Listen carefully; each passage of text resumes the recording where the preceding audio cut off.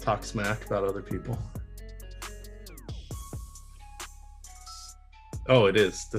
I'm trying to think of anybody I can insult. I don't know. Do I have beef? Can I start beef with somebody? Toasted biscuits. That's kidding. Toasted biscuits. What are you talking about? No stacking in the NBA. Come on. You can stack in the NBA.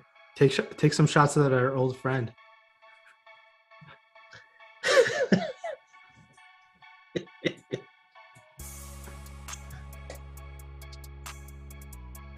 All right, that was fun because I was hearing myself there in the because I had the recording up on one of the many tabs I have going here. So apparently I'm starting beef with myself at this point. So good times here. It's your old pal EMac coming to you on the Stokastic NBA Deeper Dive. I get to come on to the main show here. I am joined, of course, by Ryan. You guys like to call him Rayen Patnaik, but he is one of the finest NBA minds out there. Ryan, how's it going? It's been a hot minute since we did a show together. I think you snuck in one or two there single game slates down the stretch for the NBA playoffs last year. Yeah, towards the end. It's been some time. It was a long NBA summer, the longest one we've had in some time. But I'm excited to talk about a Saturday NBA slate. The weekends are always a little more funkier on the NBA side. Players tend to go out and about Friday nights, and we'll see what happens tonight. There's some already ton of teams on a back-to-back, and then already some interesting injury news to break down.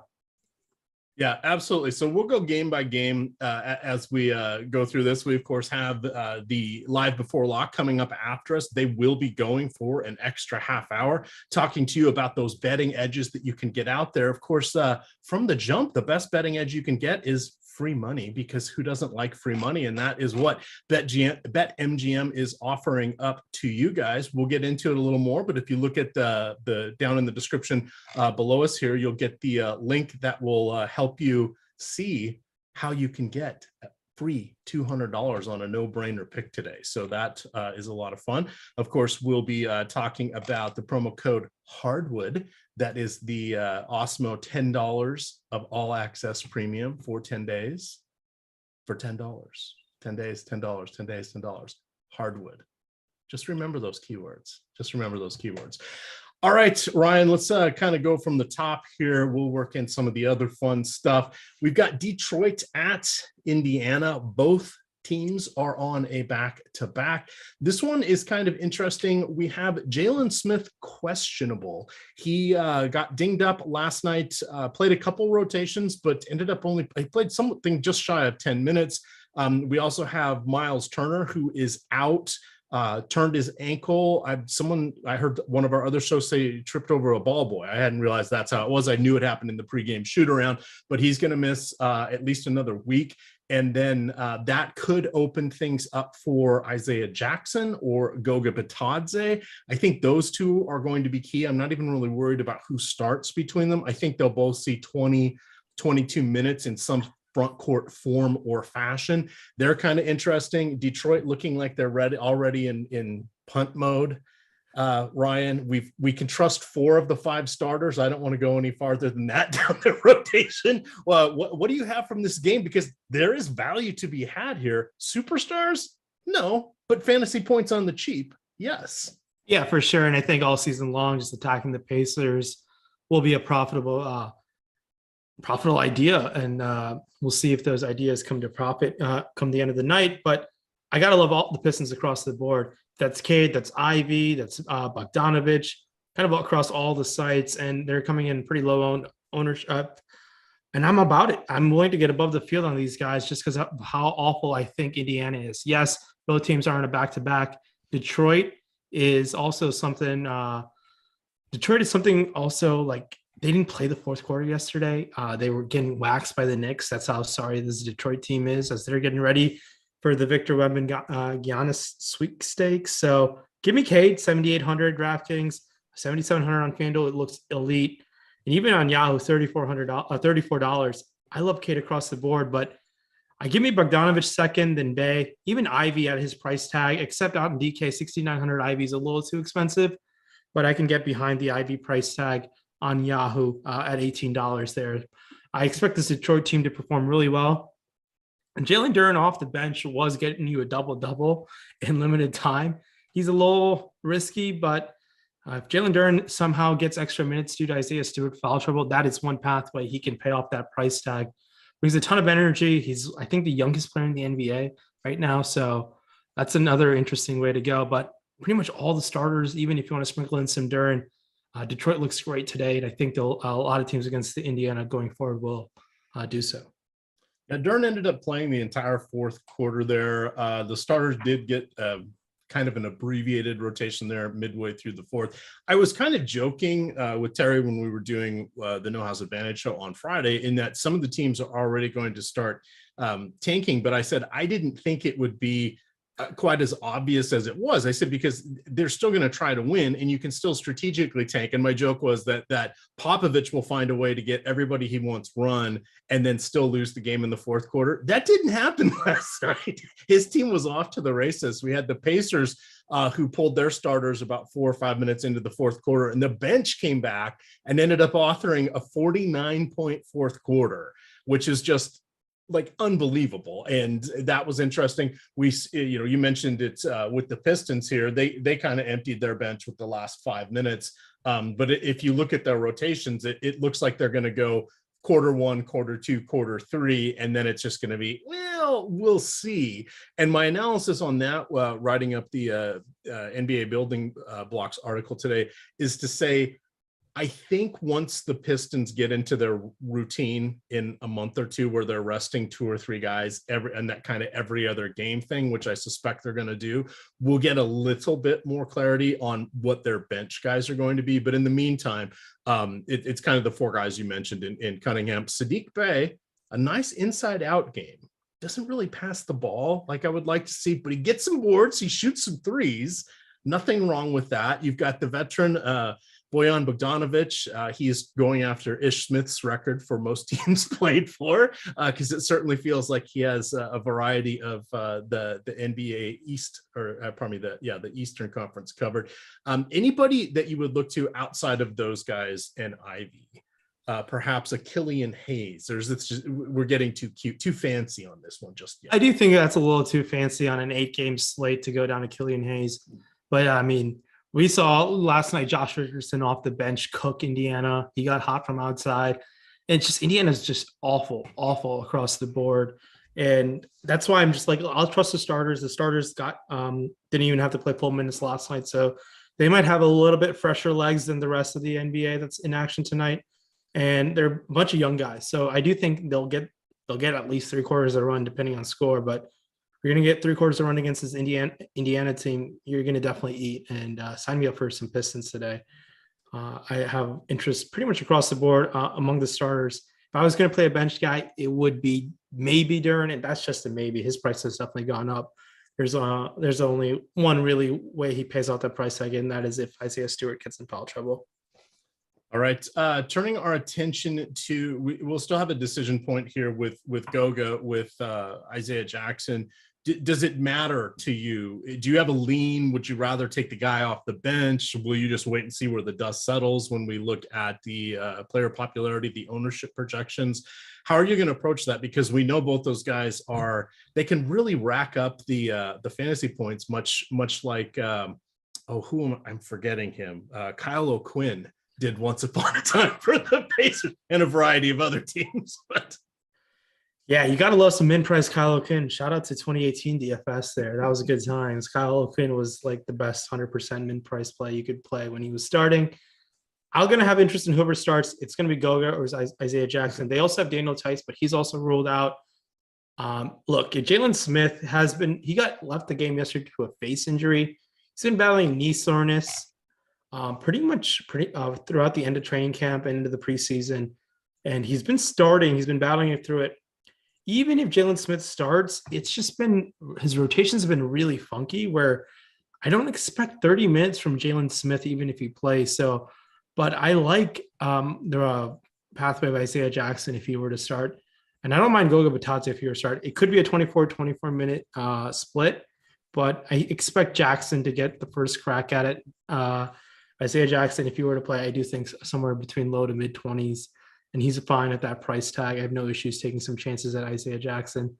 But other starters, I got to have interest in Halliburton at $8K on DraftKings. I think there's double upside. Looks outstanding even at $8,200 on FanDuel. But outside of Halliburton, yeah, you can play Buddy Hield where you get the 3-point bonus at $6,300. He's going to need to knock down 4 or 5 and then rack up some peripheral stats. I want to stay away from Benedict Mathurin. That shooting percentage is unsustainable. I do expect him to be cracking the rotation at some point and potentially taking over the older Chris Duarte. But another cheaper guy you can take your chances on is probably Terry Taylor at $4,300. I think that looks like a fine option to go to, even at $10 on Yahoo. Terry Taylor, I do think the undersized big can get mid-20s, maybe high 20s, depending on the Jalen Smith situation. Yeah, and this is a much better matchup for him to be in there at 6'5", 6'6". It's Detroit going against Isaiah Stewart or whomever else is coming off the bench. Much. It's more or less neither team's really playing a center per se, outside of when Bitadze is on the court. I'm looking here. Our projections just got updated 1 minute ago. If you guys don't have those, you can get them 10 days for $10. That's not just basketball. That's all the sports: NFL, NHL, PGA, NASCAR, the other NASCAR, the truck race series. We've got it all. We've got everything here. It's a lot of fun. Soccer, multiple soccer leagues, the Bundesliga, the EPL. It's a lot of fun. College football. I can keep going. It's just, we don't have enough time. $10. Promo code Hardwood, all one word, Hardwood, gets you $10. 10 days for $10. $10. Because we keep saying that, because when this goes away, the next best promo we might have, somewhere around New Year's Eve, maybe. I don't know. Ryan works on some of this behind the scenes. It's going to be a little while till there's another screaming promo like this one. I can guarantee that much. So jump on that now. Yeah, you definitely should take advantage of hardwood. This is as good as it gets. So can we clip that, Chris, please? I did that on purpose, just for the clout. You swing a big stick, bro. Oh, now I did it too. There we go. All right, let's get on to the next game quickly before this devolves here. We will be looking at Boston at Orlando. Orlando missing a few key players. Let me get my injury list back up there. Without Jalen Suggs and Moritz Wagner. Al Horford has been ruled out today as well with the sore back. I don't expect him to play more than 65 games this year, but he will need to be manning that front court until Robert Williams gets back. So this is a good time to give him a little bit of time off. Let's start over here on the Boston side. You've got, of course, Tatum, Smart, Brown. What do you like here? You've got Brogdon coming off the bench. A lot of options against not much competition. Yeah, I think you said that really well. First things first, let's try to break down the situation with what Al Horford's minutes might, with him being gone today, where those minutes should go to. My first crack at it, we saw Al Horford get in foul trouble against Joel Embiid, and Noah Vonleh got the first crack at it on opening night. Now, with no Al Horford, I do think Vonleh will be in the rotation. So I think that's someone we should consider going to.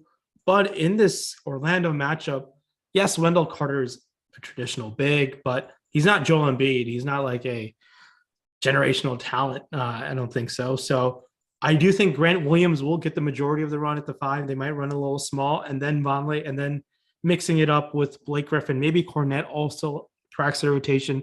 It's not a very clear-cut situation, what we're going to see there. If Vonleh starts, maybe some interest at 3,400. Grant Williams starts, maybe some interest there, but not that I'm super excited to go to. I like the studs in Tatum and Brown. If you follow on them, great. They're not my favorite studs on the slate.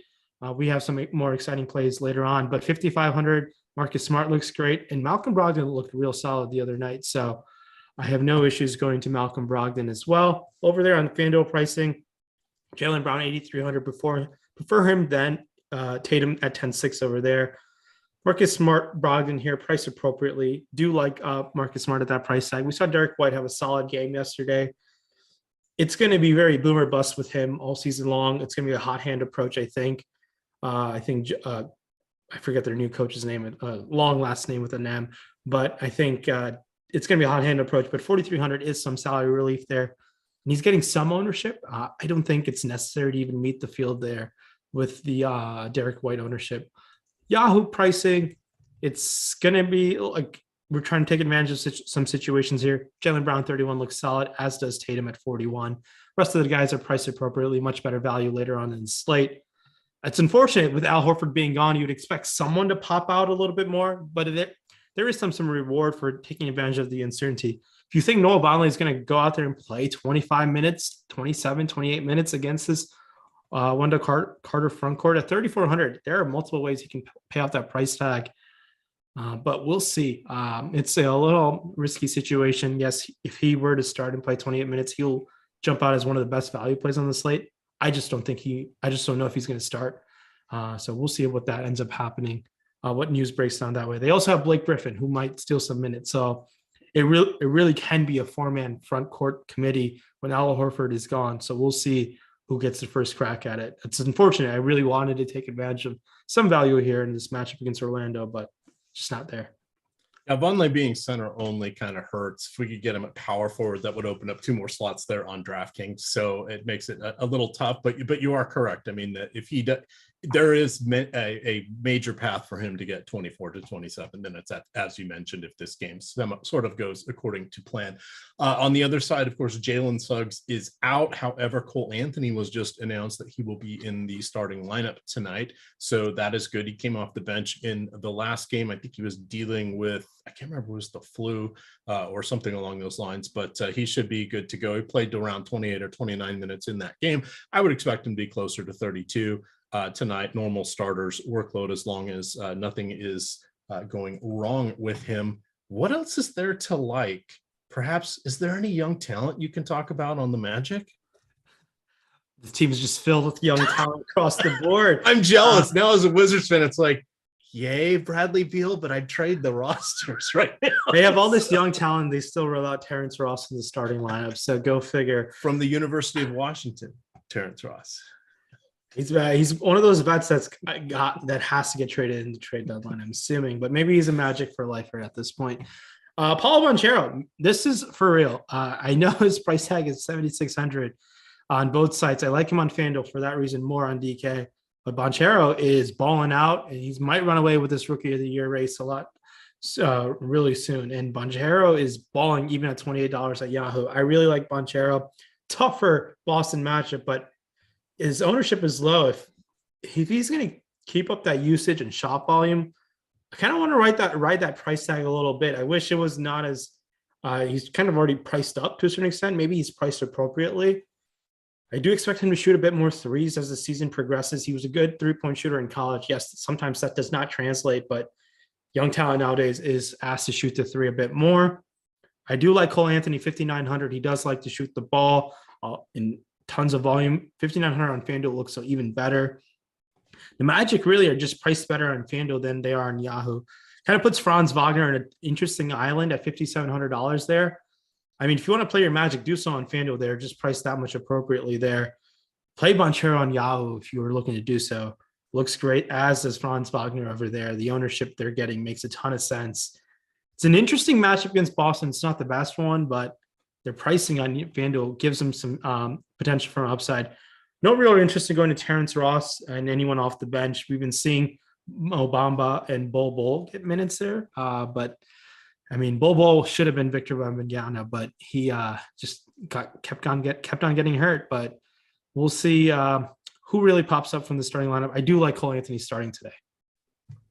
All right. I think that's going to get us through this game here. We can continue moving along. Toronto. Oops. Is that our next game? We've got, Cleveland at Chicago. So many, I'm bouncing between all these different sites, but I better go off the run sheet or producer Chris is going to be shaking his fist at me.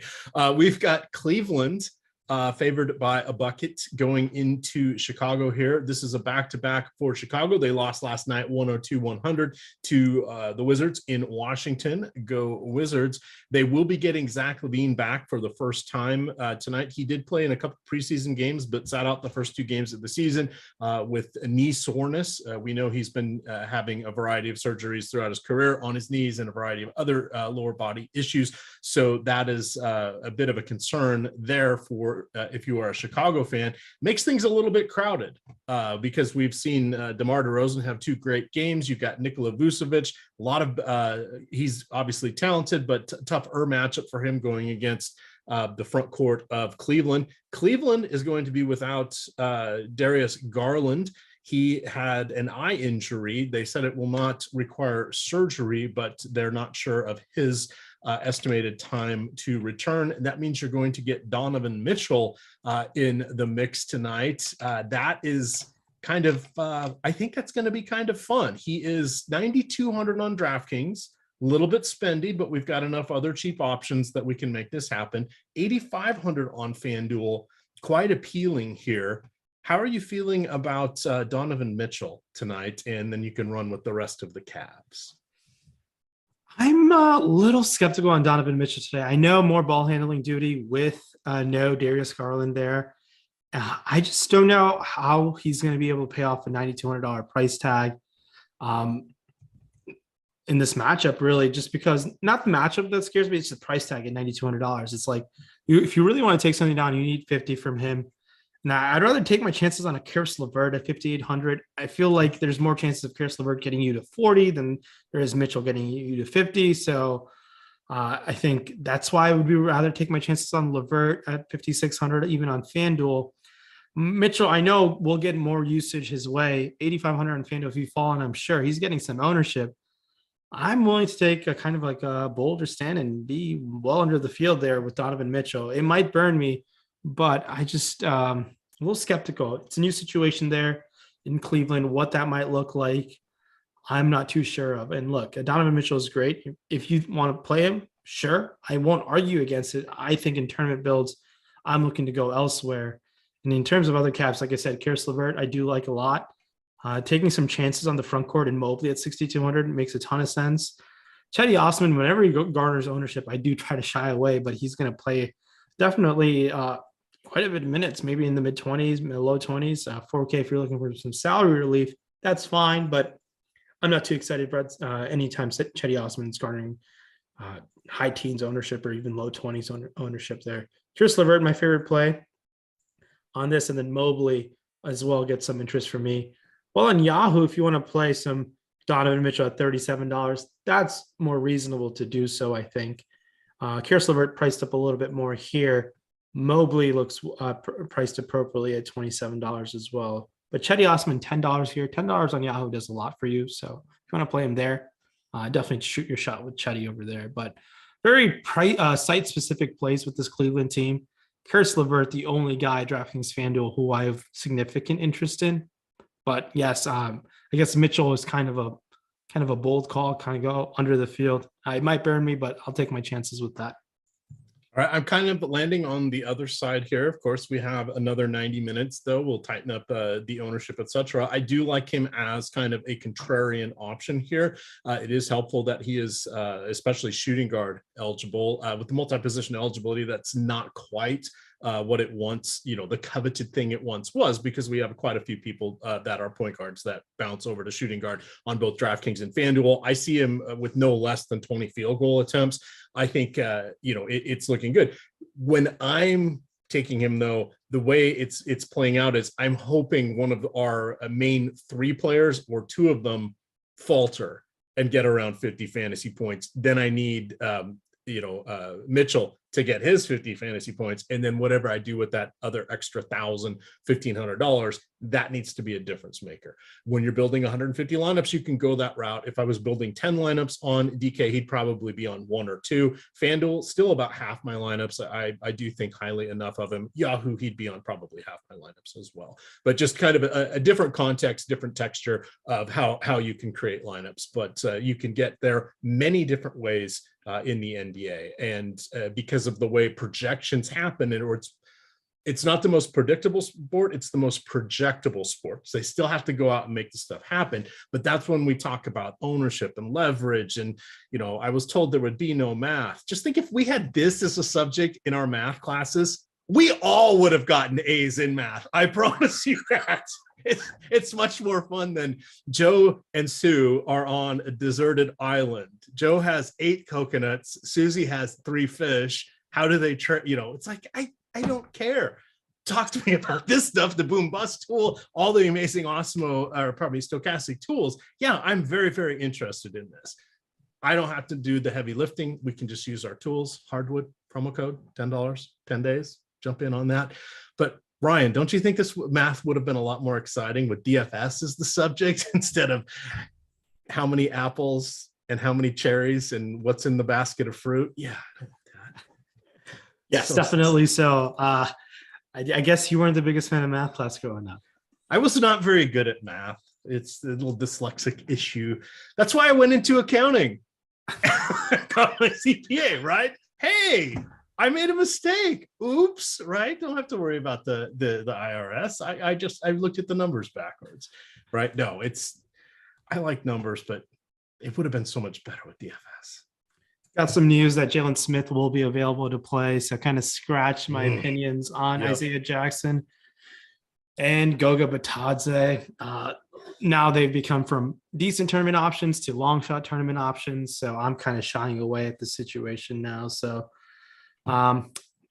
be aware, Jalen Smith's just been a really tough first week player to go. But I guess if someone burns you and the chances are his ownerships are going to be lower the next time out. So feel free to go back to Jalen Smith tonight.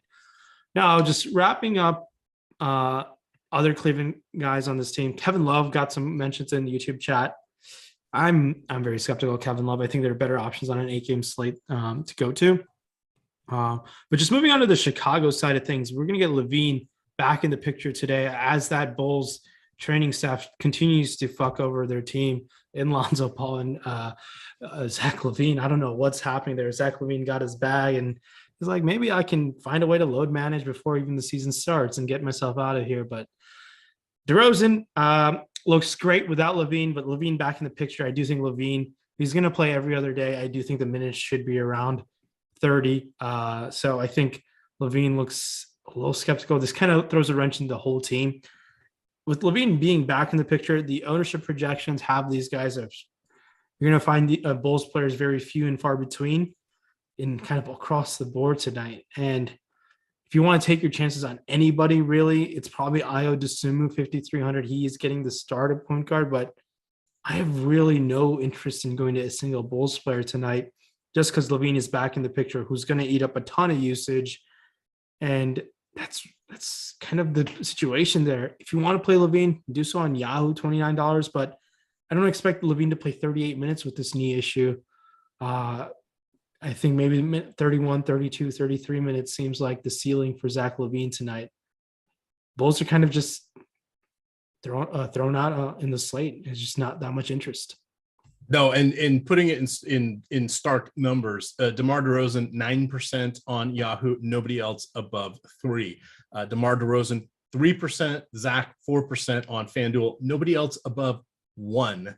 And then if we go over to a DK, nobody above 1. Wow, that's a big difference from what we had yesterday. I guess this sets up for DeRozan for excellent tournament upside, Vooch for tournament upside.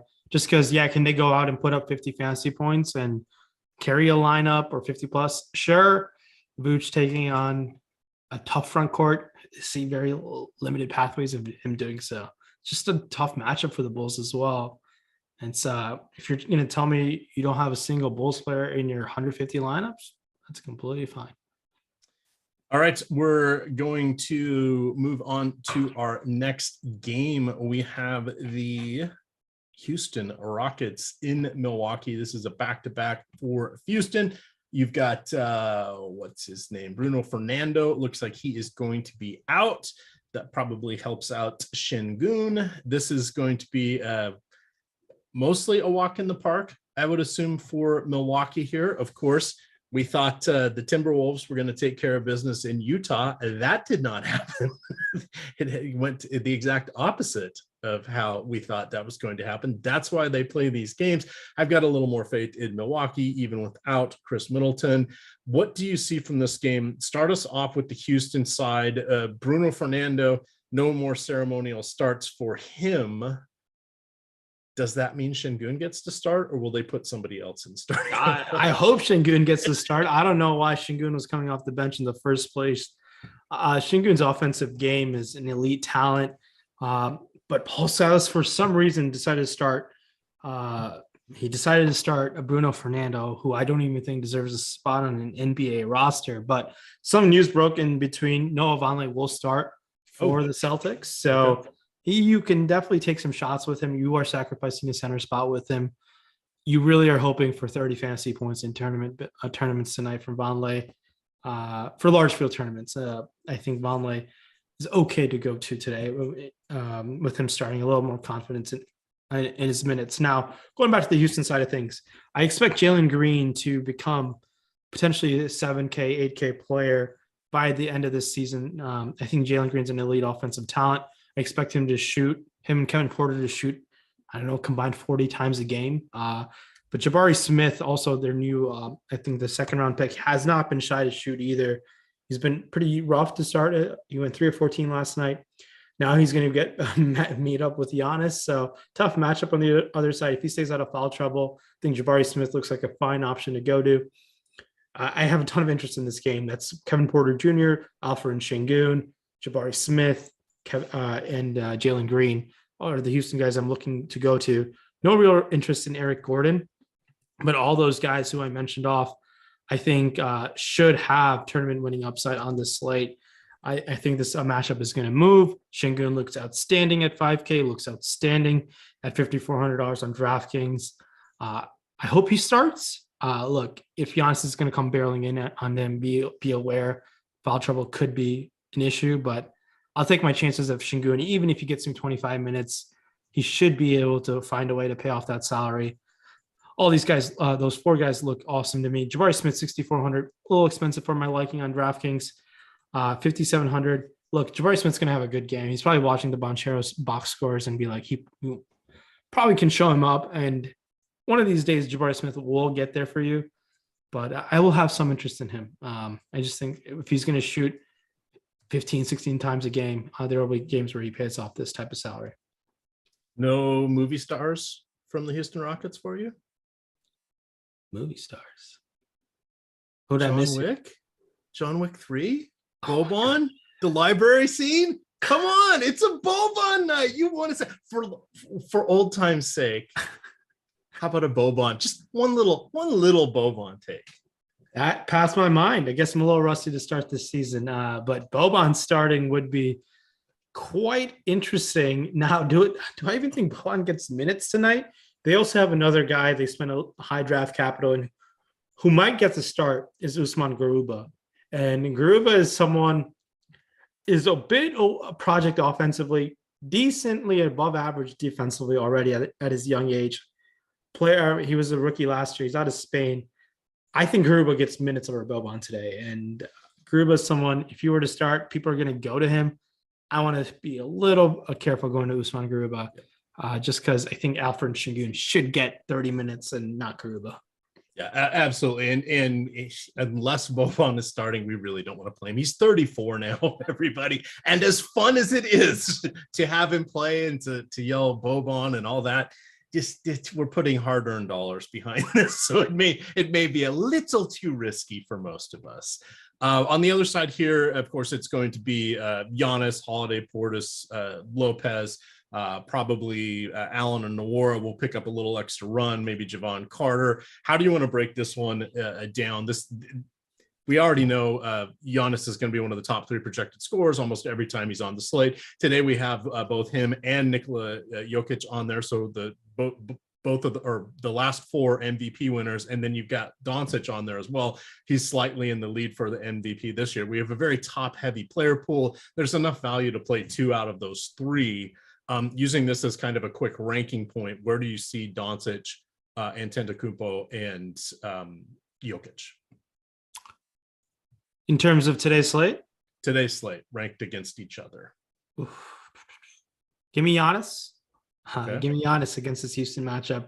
I think there's it's like Giannis is his own tier, and it goes Jokic, Doncic in like the next tier. And that's how I'm kind of looking at it. Giannis is by far in his own tier. I think it wouldn't shock me if Giannis puts up 70 fantasy points against this Houston team. Like John Morant dropped 49 last night. I think Giannis could do that in 3 quarters if he really wanted to. He doesn't need to, but if he really wanted to, he could do that. So it's Giannis in its own tier. I love Giannis. I also like Bobby Portis and also have interest in Jrue Holiday today just because of the matchup. I think Houston will struggle defensively and got to attack Houston as well with Giannis and Jrue and Bobby Portis, in my opinion. Those are the 3 guys I have interest in. No real interest in going to Brook Lopez, sacrificing a center spot when there's great value in Şengün, potentially playing up for Jokic or Sabonis later on in the night.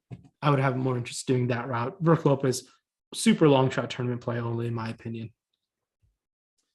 All righty, let's get on to, you said the magic word, Ja Morant, Memphis, Dallas. This looks like a good one here. I am leaning towards Producer Doncic. Chris is giving you the middle finger as we skip the game. Did I? Which one? Oh, how could I? That's like, I skipped my guy. Fred VanVleet. I can't believe this. Shame on me. Toronto at Miami. Toronto favored by 3. 216 over under here. Fred VanVleet looking good. hogging the ball, taking some shots. Pascal Siakam looking even better. Adam was mentioning, I think it was 2 days ago, we lose track of the NBA. It feels like you do morning strategy show, then everything changes before lock, and it feels like you had 3 slates in a day. So he was mentioning the potential assists were abounding with Scotty Barnes. OG Anunoby ended up with some. We kind of know what we're getting here with Toronto. Miami, they're the black box. It's it's the grab bag. Reach in, maybe you get lucky, maybe you don't get much of a prize here. Break down this one for us. I can't even believe with you on the show, and I forget Fred VanVleet. This is just a rough game environment to attack, in my opinion. There are some great tournament options, like you said, in VanVleet, Siakam, Scotty Barnes on the Toronto side of things. And then that's really it. Chris Boucher remains to be out, so it's really tough to go to any of these guys in super confidence. They are also on the back end of a back-to-back. Nick Nurse is always saying that he's going to limit those minutes with VanVleet. He just rolls them out for a ton anyways. So if I was going to play a Raptor, it would probably be Siakam, even off that explosion he had the other day, just because of his upside. And I think we have better options to go to later on in the night with no Kawhi Leonard for the Clippers. So these guys are just priced a little tough for me to go to in any confidence. If you want to play Siakam, that's fine. There's a reason why these guys are coming in with sub 15% ownership on both DraftKings and FanDuel. A guy who I was excited to play this season, was hoping for his usage to spike up a little bit more, was OG Anunoby, 6,200 on DK. He's priced appropriately now on FanDuel, but OG is someone who I always will be a little bit above the field on. VanVleet looks awesome on Yahoo, by the way. $28. He looks great to play VanVleet over there. And this is why I'm sad I forgot to mention VanVleet, because RenPack got me a Fred VanVleet jersey because Fred VanVleet is my favorite player. Goodness, I can't believe I left that out. He did lead my one Yahoo team to the green last night, so I was very appreciative of his efforts. He does look good there again tonight. Steals counting for 3 do actually help him out there. He can get them in bunches, and then he can go a few games without them because that's just the experience of Fred VanVleet. Miami, I guess they're in mid-season form at this point. We really never know what we're going to get. Bam Adebayo has been inconsistent. Jimmy Butler doing Jimmy Butler things, only he's 1 year older. Any quick hot takes here on Miami? So Miami on a back-to-back. Keep in mind, this is just a tough situation on the other side of things as well. The only guy who I've been aggressively targeting and will continue to do so is Tyler Hero. He got the bag this summer. Tyler Hero at 6,200, 6,300, probably my favorite player to go to. I like getting above the field on a guy like Hero. Jimmy Butler and Bam Adebayo, I think this season we'll see Bam start to be an offensive force a little bit more than Butler.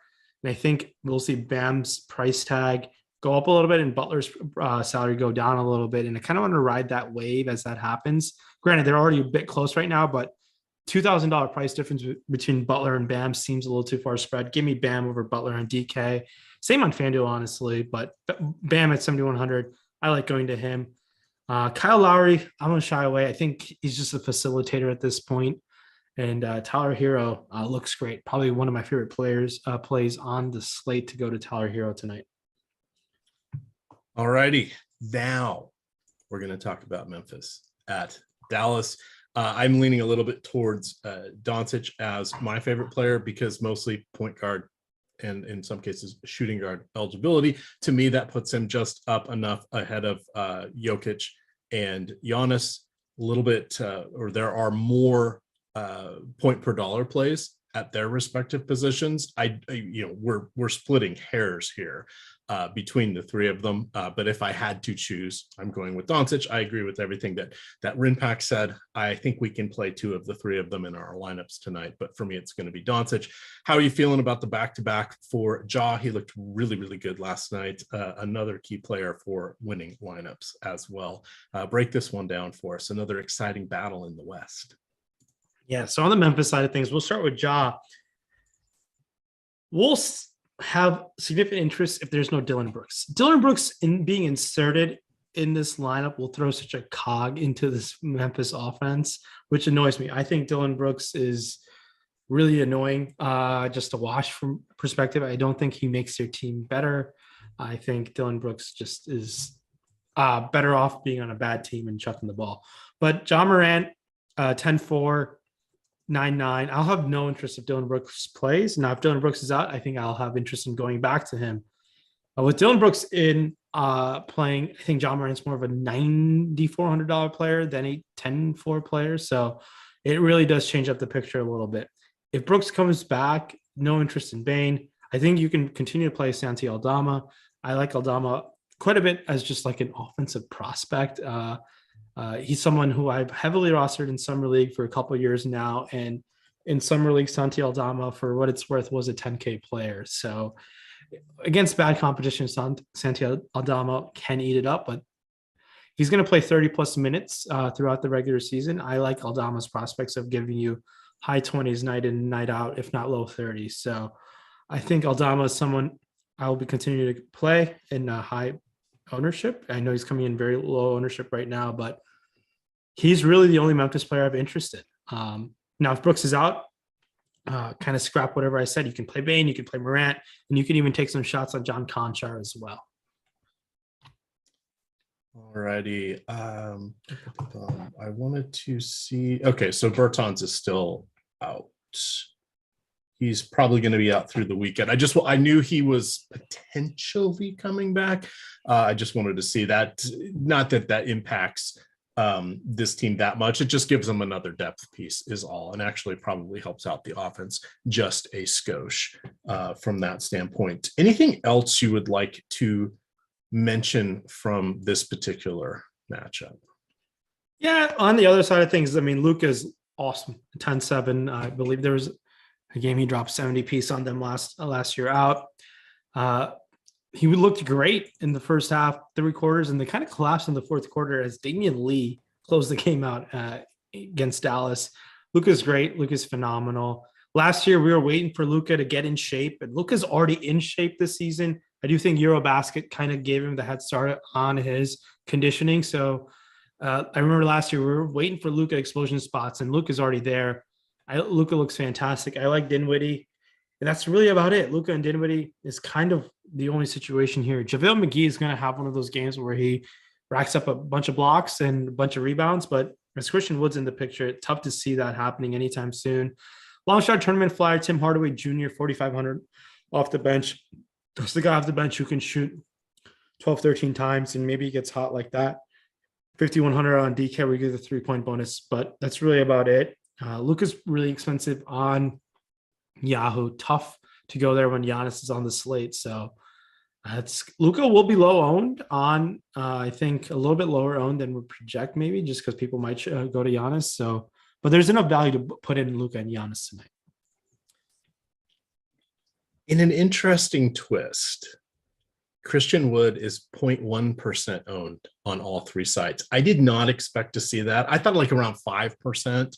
Especially, I thought he'd be okay on Yahoo at what was he, 25 over there, if I remember correctly.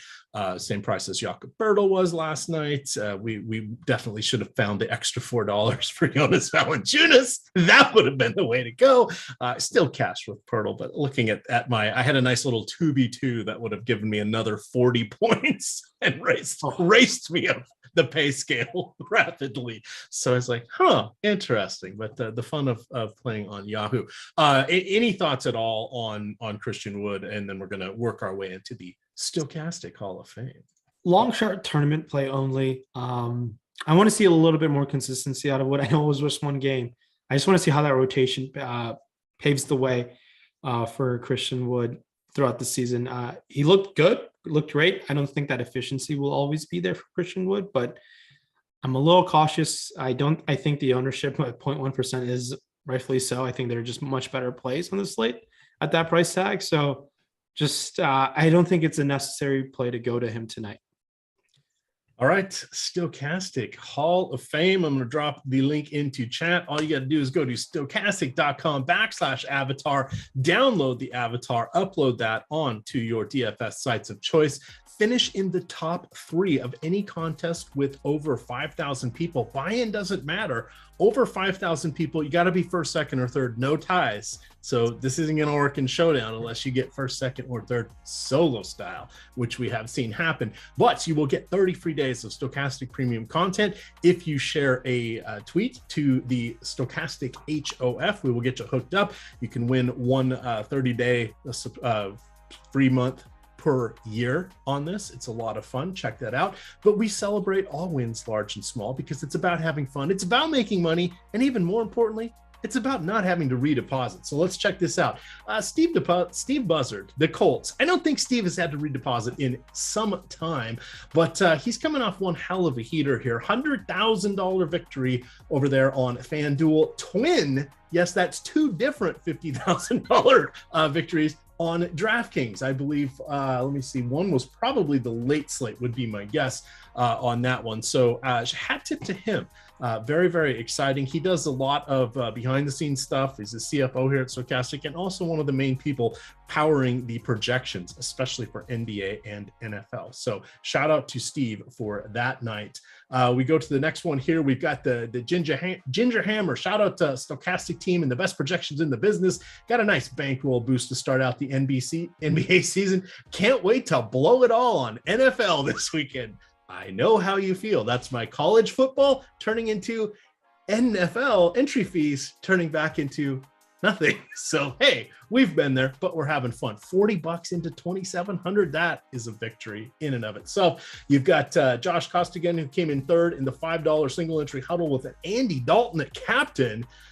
He shook off those 2 pick sixes to end the first half and led Josh here to a $4,000 victory. Shout out to him. Wrapping this up, Money Mike says, hey, reading the EMac DFS, that's me. The EMac DFS articles and using the lineup generator, all things came together, gave me a profit this weekend. We get free articles in front of the paywall from me every day for baseball and basketball. You also get all of the island games for the NFL. Those are in conjunctions with our tools, and they are written by utilizing our tools. So you guys can check that out as well. Promo code Hardwood gets you 10 days of Stokastic for just $10. You can experience them, all the good stuff behind the paywall yourself. Rounding it out here, Charlie Ranutson comes in here and says, thought I was going to take an L starting off, but I'll take the split with others. Got to trust in E. Lindy, his all-time player, Zubac. Brought him to the home stretch, $72 into 2,800. That is awesome.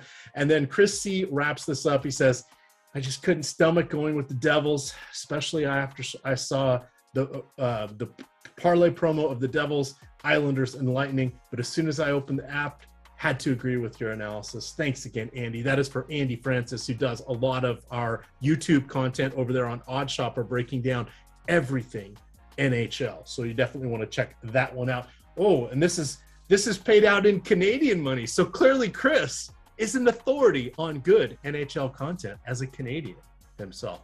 All right, Ryan, 2 more games to go. We've got the Oklahoma City Thunder underdogs by 8.5 heading into Denver. Denver has a 225.5, or this game has a 225.5 implied point total. Last night, well after I went to bed, there was a couple overtime games. Apparently, Ish Smith did not leave the bench. Neither did Jamal Murray. He is expected to make his season debut tonight. That would be my one other reason I'm giving a little tick against Jokic here and elevating Doncic on this particular night. What redeeming things can you bring to us from the Oklahoma City Thunder, who stole my Seattle Supers? Too soon to talk about that still. They'll come 13 back. years later, too soon. I think you'll see a team in Seattle and Vegas soon. I think so. But I don't live there anymore. It's not quite the same. Maybe Although I root for the Kraken, even though I rooted for the Capitals, I've switched to the Kraken. We might need to make a move out back to the Pacific Northwest. But no in terms DFS. No DFS. Very sad. That does eliminate things pretty easily. In terms of Oklahoma City, the only guy, if you want to play in some sort of interesting fashion, is probably SGA and Josh Giddey. That's about it. I have no real interest in anyone else. I just think they're priced appropriately. A little bit of uncertainty in what their rotations look like. They're playing a deep rotation, and I think Mark Dagnall is their coach. So I want to be a little skeptical of guys who have upside to win you something. Is SGA. Can he outperform a $9,500 price tag? Difficult, but he can certainly do so. He's going to be low owned, but him and Giddey are the two guys you want to take some chances on. It's a true shame that we probably won't get to see Chet Holmgren this season. I was excited to see him potentially just line up against one of those guys, but maybe they'll get Chet and Victor next season. So it would be one heck of a team. It'd be the perfect island of misfit toys. I bet somebody else said that. I'm borrowing that phrase, that descriptor from somebody else. But boy, they could put out 5, even coming off the bench. You could look at Dort, or you could look at Pokashevsky. It's like, really? But together, that would be magical if they had them all together. That would be a lot of fun. I got some question on Lou Dort, 5,100. It's okay. Lou Dort's one of those guys, when SGA is there, I just try to shy away. You want him to get out those peripheral stats, which he certainly can. I wouldn't fault you to play Lou Dort. I just have a kind of a personal bias against Lou Dort. I just have I don't feel like I've ever gotten him right. He's definitely going to be very popular on the night slate, but there's so much of last season where we got to see Lou Dort without SGA. So I think we have like a recency bias built in among us about Lou Dort's offensive game, but he's a hell of a defender. Don't get me wrong, but he's improved offensively since the bubble, which he was kind of a menace defensively. So Lou Dort's fine. I'm never too excited to play Lou Dort. All righty. What say you from Denver here? You've got Porter Jr. And fortunately, per the rules, there's only 2 healthy Porter Juniors at this point, because Otto Porter Jr. is out yet again for Toronto these days. So he's adding to his jersey collection. How much do you think Jamal Murray will play tonight? There's no need to tax him. Clearly, this team has postseason aspirations. I kind of think 24-ish minutes. Oops, not ish minutes, because there were 0-ish minutes last night. 24 minutes or so feels about right. I could see up to 28. I haven't seen any news on that, but to me, it just seems like this is a game where they should win. They're in front of the home crowd. Let's get him out there in the first quarter, come back in the second quarter at some point, get him out in the third, and that's probably it for the night for Murray. What do you think about Murray mucking up the rest of our Denver value? I definitely think he doesn't help Jokic by any means. He helps in terms of basketball perspective, but in terms of the DFS perspective, it's this team. The only true guy who want to play is Michael Porter Jr. He's also on a back-to-back. They might have some inbuilt load management program for him throughout the regular season as well. Kind of puts Denver in a tough spot. Yes, you can definitely still play Jokic. Can Jokic just lay it down and take care of business like he did last night against this Oklahoma City team? For sure. It's just that I think Jamal Murray making his home opener, it's a bunch of narrative talk that I'm bringing into play. But if I was to play one Denver player, it probably is Michael Porter Jr., but that's only a price-specific play. None of these guys look outstanding. Jokic does, but that's because of a raw point perspective. But I just keep in mind, they're playing Oklahoma City. Yes, a blowout can certainly happen where we might only need to see 3/4 of these guys. And no one really off the bench, no KCP, no Bones Highland, no Bruce Brown for me. That's just how it is. It's either Jokic or Porter are the guys who I have interest in. Aaron Gordon had a great game on the 12-game slate we had. Again, when he played against Utah, I'm a little going against Aaron Gordon with Jamal Murray back in the picture. All right. Olrat has a super chat here. Says, if Dylan Brooks in, do you take Concher out? 50-50. I'm assuming it's 50-50 that Brooks plays. Who would you swap to for 4,600 on DraftKings? Let me take a look. And while you're looking at that, shout out to Eric Traub. He gives us a super chat, says, you guys are great. Thank you for all you do, especially EMac. Forget about Rayen Patnaik. Rinfrack never brings the bling. I can't believe he didn't wear his earrings tonight. Grinding it out on the weekend. That was a long message. I'm not sure how he fit all of that in there for a $9.99 super chat, but that's how I'm interpreting those words there. And then we got one more from Eddie Sia. Yeah, so going to the first $4,600 question, it is a in terms of 4K, 4,600, it's a tough bill to look in. I know if you might like your lineup, I would wait on the news, but I'm trying to pull this up. So we have 2 7 o'clock games and then nothing until 8 o'clock. So you'll have time to shape this out, etc. I'll poke around and see if I get anybody jumping myself. Yeah, here. 4,600 is such a really tough build there. I mean, there's no one really I would like in between 4K. The next guy I think you could play Derek White at 4,200, but it's in a tough range. Maybe you want to play Kennard with no Kawhi, but that's so gross. I would have to have like another, like, give yourself flexibility where you could swap off of Contar and someone else and then into 2 other players. It would have to be a 2v2 swap, just because it's in a tough price range, which will really make for an interesting late swap situation. Yeah, and in an extreme pinch, you could always go Jordan Nwora because he's going to have the same position eligibility, and he is at 4,600. Conchar is at 4,500, so you may end up doing a 2v2 if you only have the 4,500 to maneuver that way. But those would be your options, I believe. And then one more, and then we'll wrap up the last game. Eddie C would like to know the best 2 DK GPP value plays. Love you guys, especially Rinpack. Forget about EMac. He's too old. What happened to the kind words here? Jeez. Best value plays. Does Giannis count as a value play? Because I love Giannis today at that price tag. I think you can take some shots at Terry Taylor and Şengün, but Şengün looks outstanding to me as a value play. I give you 3 value plays. So here you go. All right, last game of the night. Then we'll turn this on over to the deeper dive. We've got, let's see, the Clippers, who will be resting Kawhi Leonard and John Wall. That's going to open up a bunch of opportunities. Load management will be something we see a lot with them. I'm guessing those guys will be staggered at some point, sitting out back-to-backs. We could see some others end up in this rotation. Marcus Morris Sr. is another guy. I don't really think they're going to need to push that much. I could see him getting a little early rest. But looking to the starters, it'll most likely be Paul George, Reggie Jackson, Ivica Zubac, Norm Powell, Marcus Morris Sr.'s. The backups that could gain additional run in lopsided plays, of course, would be Robert Covington, Terrence Mann, and Luke Kennard. On the other side, the Kings will be bringing in Keegan Murray, their rookie, for the first time this season. He was in the health and safety protocols. He's in the low 5,000s on both sides. I think he is somewhat more, or I think he's more intriguing on the late slate. You got Domantas Sabonis and De'Aaron Fox. They're going to be the primary targets on all slates. And then Harrison Barnes and former Atlanta Hawk Kevin Huerter round out the options there for the Clippers. Anything you would like to add? Love Norman Powell at that $4,800 price tag on DraftKings. He looks great to me. $4,900 on FanDuel looks awesome.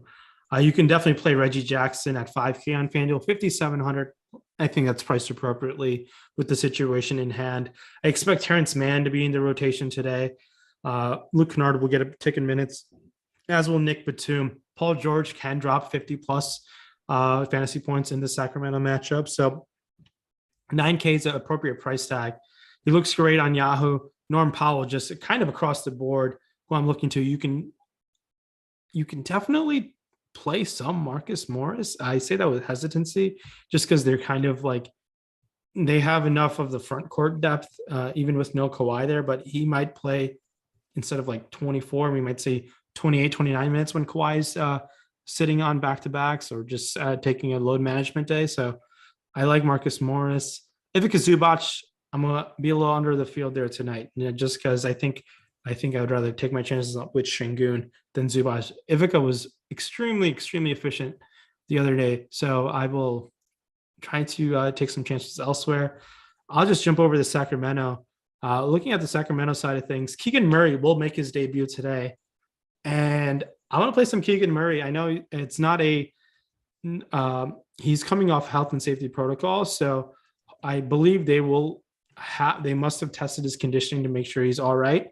I like Keegan Murray. I like Fox, and I like Domantas Sabonis. I think all of those guys look like fine options. De'Aaron Fox, if you want to play him, do so on FanDuel.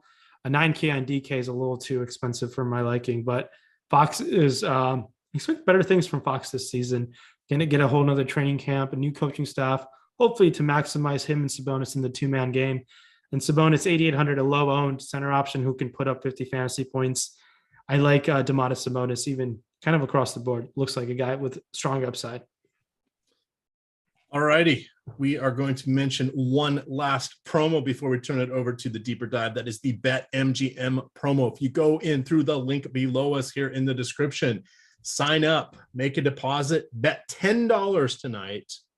And if any NHL team scores a goal, you will get $200. So we got a question from Will Collins about Smart, Reggie Jackson, or Cole Anthony.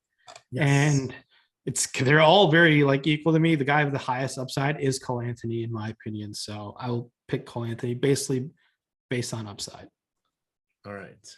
Back to your regularly scheduled promo. That is BetMGM. Bet $10, win $200 tonight if any team scores a goal. Come in through the link below us here. I also want to give a shout out to Odds Shopper, our sister site. You can get all of the free recommendations, free bets. It's a lot of fun over there.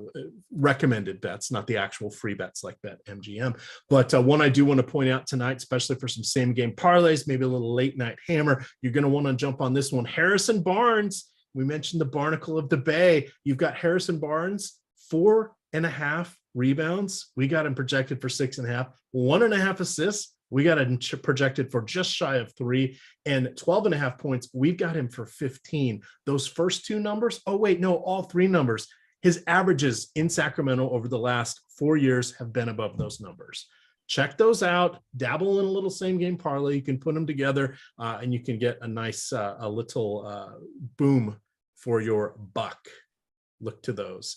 We're going to get on out of here. You can follow Ryan on Twitter at RenPack. I am at EMac DFS. It is Stokastic_COM.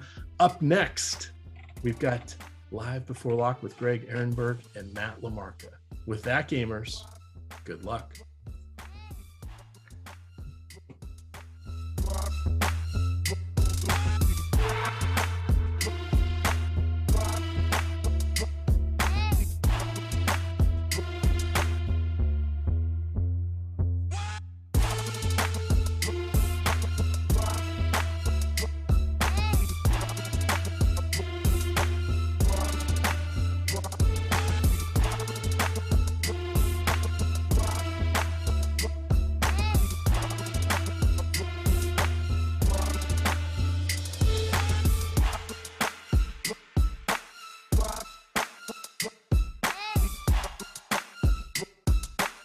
What's up, everyone? Welcome to the October 22nd edition of FanDuel Tournament Plays. I'm your host, Adam Scherer. You can follow me on Twitter at ShipMyMoneyDFS.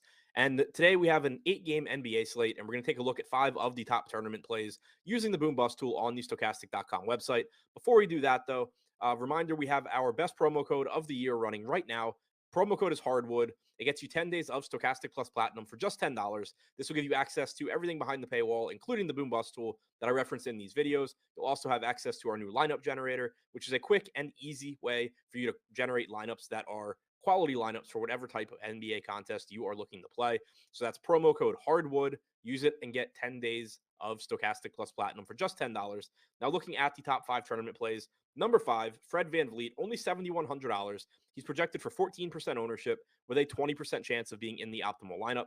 VanVleet has averaged 1.04 FanDuel points per minute in the games that he's played with Pascal Siakam and Scotty Barnes active since the start of last season. His usage rate is way down this year, but there's no real reason to think that continues. We've seen the offense really running through Siakam, and obviously Siakam's going to be a huge focal point, but Fred VanVleet is not going to continue to be the extremely low usage player that he has so far this season. Expect that to trend up, and this price tag is just way too cheap. Number 4, Donovan Mitchell, $8,500 salary, 21% ownership projection, 21% chance of being in the optimal lineup. He has point guard and shooting guard eligibility. Mitchell looks really interesting here because Darius Garland is out for Cleveland. We haven't really gotten a chance to see what it's going to look like with Mitchell playing alongside Garland since Garland lasted didn't last the entire first game. But what we do know is obviously this is a different team, different teammates, different circumstances. But over the last 2 seasons while he was with Utah, in games that Mike Conley missed, Donovan Mitchell averaged 1.34 FanDuel points per minute with a 35% usage rate and a 34.5% assist percentage. Cedi Osman was the replacement for Darius Garland in the second half of the Cavs season opener. It's likely that Osman slides into the starting lineup here. The offense is going to run through Donovan Mitchell more than usual. He's going to have the ball in his hands a ton as a playmaker and as a scorer. He's an extremely high upside play here at a modest price tag. Number 3, Luka Doncic, $10,800 salary, 23% ownership, 24% chance of being in the optimal lineup. Luka has point guard and shooting guard eligibility and has averaged 1.5 FanDuel points per minute since the start of last season. Number 2, Pascal Siakam, $8,600, power forward and center eligible, projected for 18% ownership with a 25% chance of being in the optimal lineup. Siakam has averaged 1.12 FanDuel points per minute since the start of last season in the games that he has played with Fred VanVleet and Scotty Barnes active. But as I mentioned earlier when talking about VanVleet, we have seen the offense run through Siakam even more this season, as he has a 34% usage rate and is also near the top with Fred VanVleet and Scotty Barnes in terms of potential assists per game. He looks like an excellent option at this salary. And number 1, Nikola Jokic, $11,100 salary, somehow has power forward eligibility in addition to his center eligibility.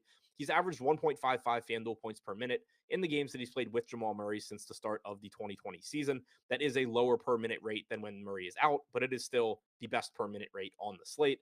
He's projected for 27% ownership with a 28% chance of being in the optimal lineup. So to recap, the top 5 tournament plays on FanDuel: number 5, Fred VanVleet; number 4, Donovan Mitchell; number 3, Luka Doncic; number 2, Pascal Siakam; and number 1, Nikola Jokic.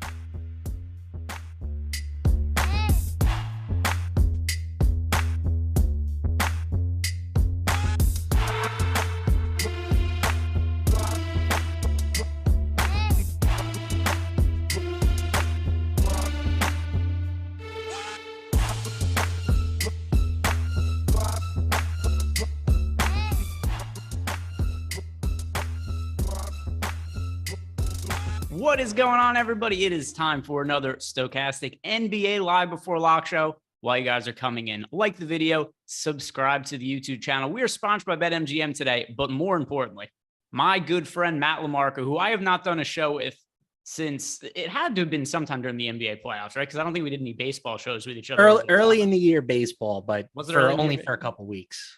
So it's been a minute anyway. And I like hanging out with Matt. He's the best beach volleyball player I know. He's hidden his trophy from us, which is massively disappointing. But I'm excited to hang out with Matt, catch up, talk some hoops with him. How's everything going? Yeah, it's good, man. Staying busy. Happy to be back here.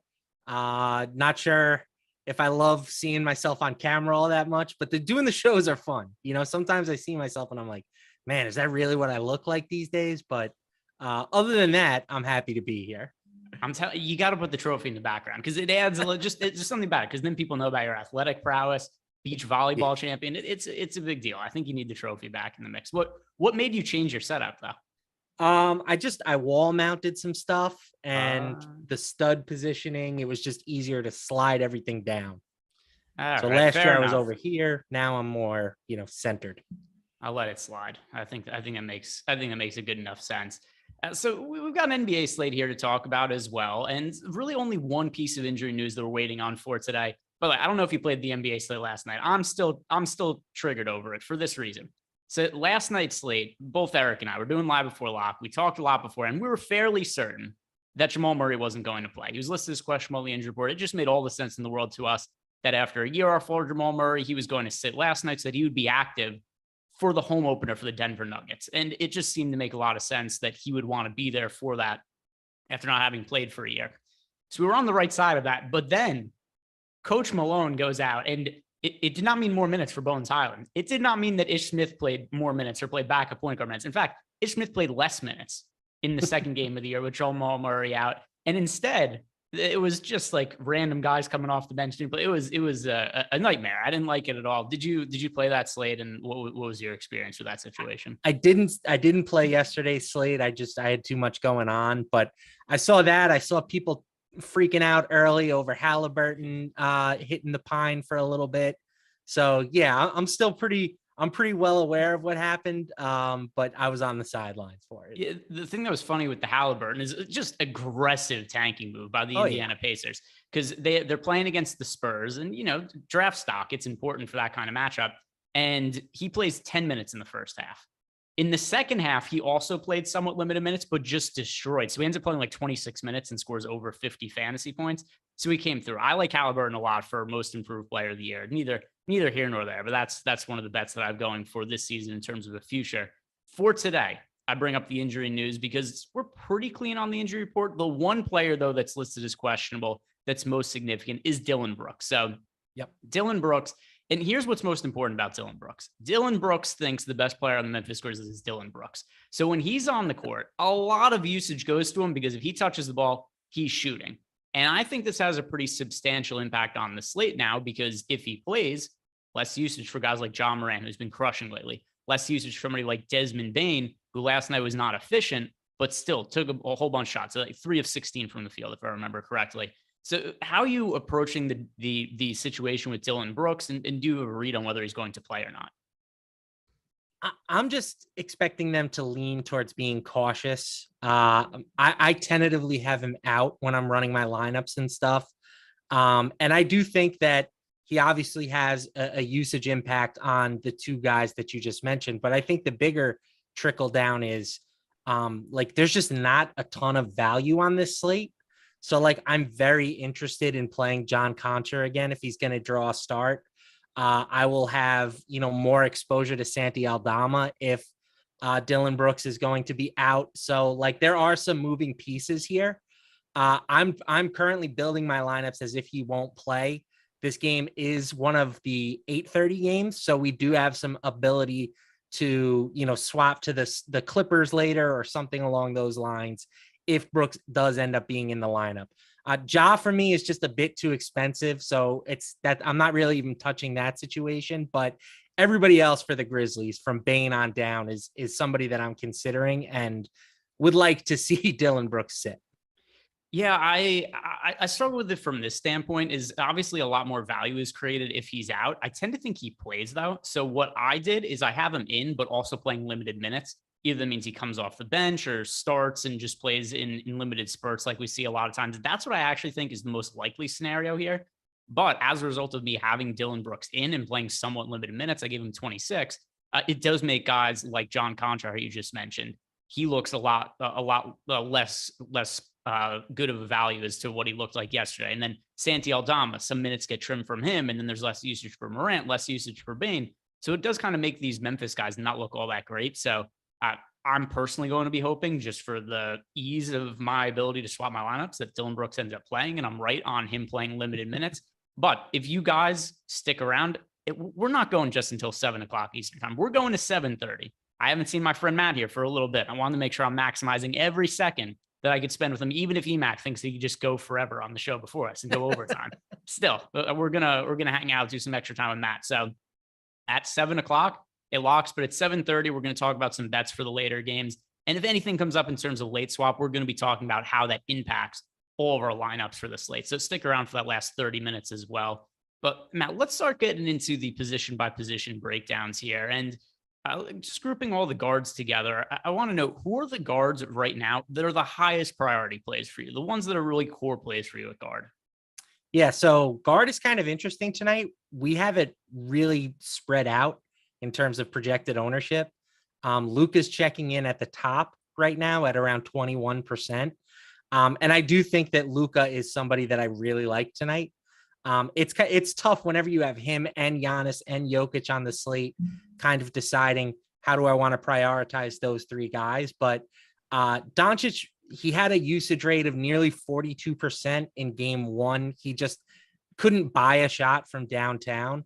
I do think that the Jalen Brunson being gone now, he could take even another step forward from a fantasy perspective this season. So I do really like him. We already touched briefly on Tyrese Halliburton at 8K.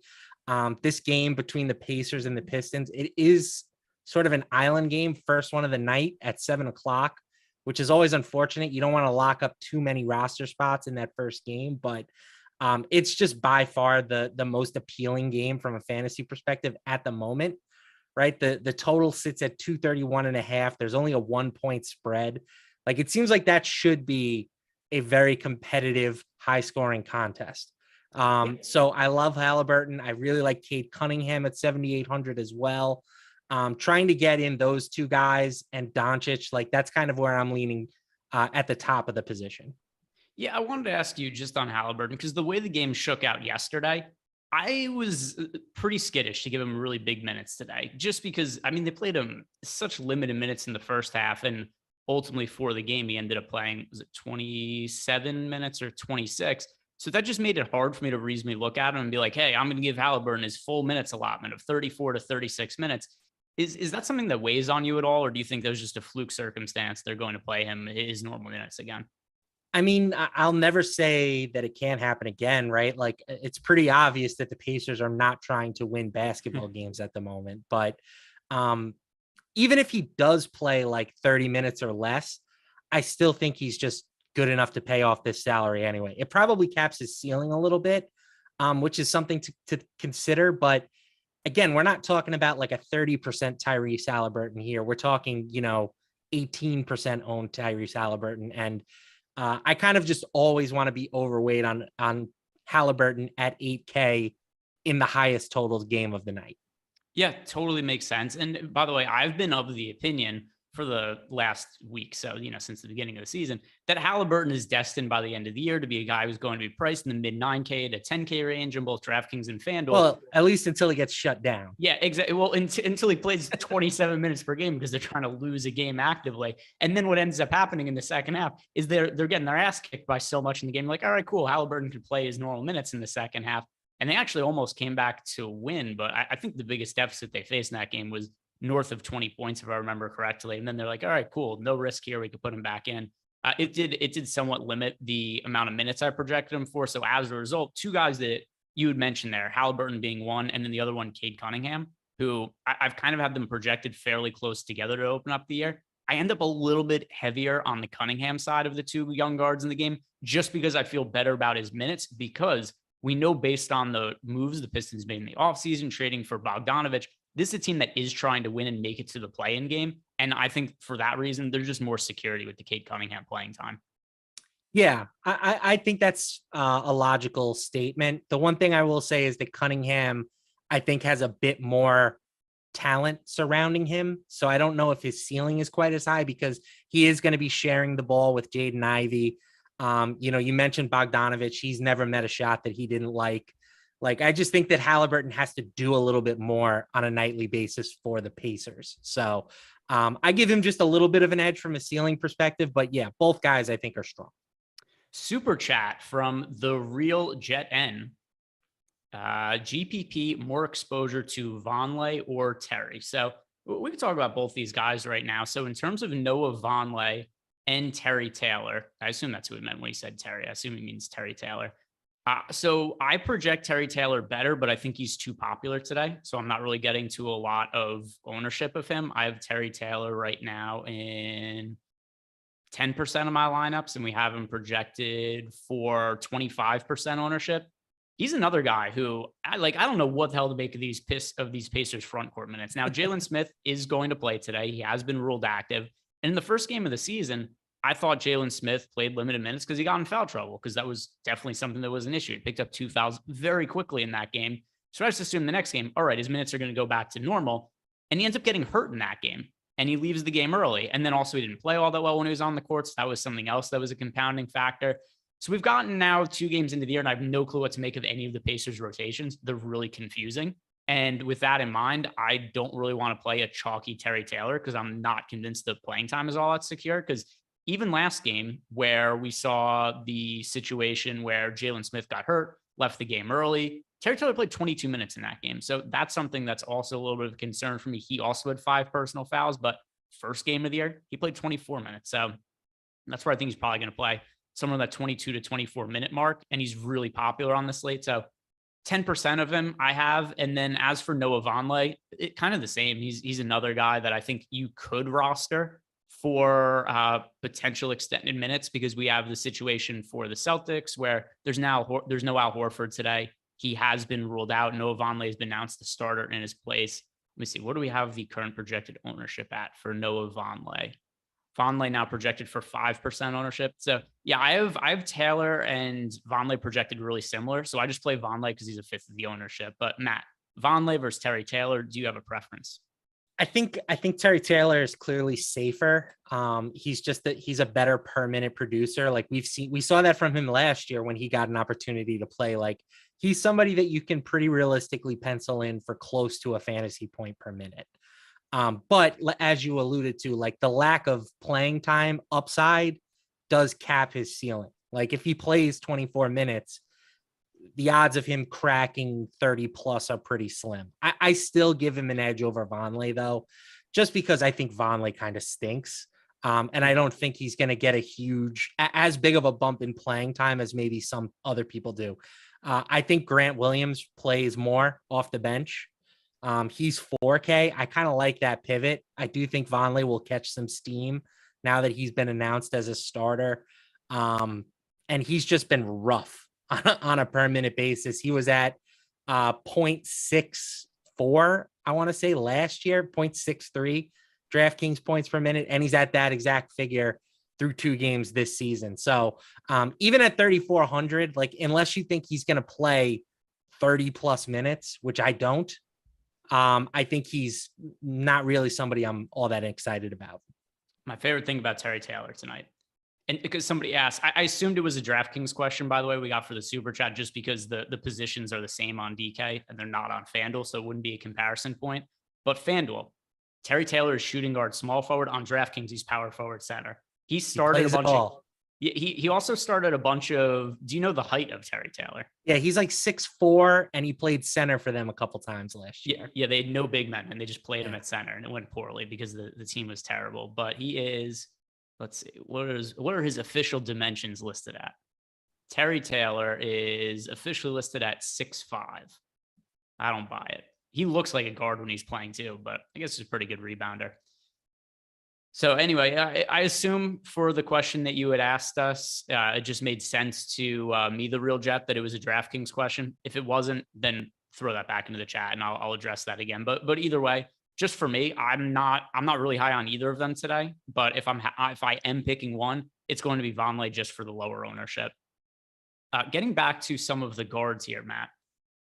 What are the other players that you're looking to potentially pay up for? We talked about some of the core guys, whether it be Tyrese Halliburton or Cade Cunningham as being important plays. Is there anybody really paying up for at the position? And the reason I ask is because in my lineups right now, I'm paying up for the big men. I prefer getting to Giannis. I prefer getting to Jokic. And Luka kind of falls by the wayside for me, just compared to some of the other high-end options. Is Doncic somebody you're paying up for regularly at the guard, or is there somebody else you're paying up for, if anybody?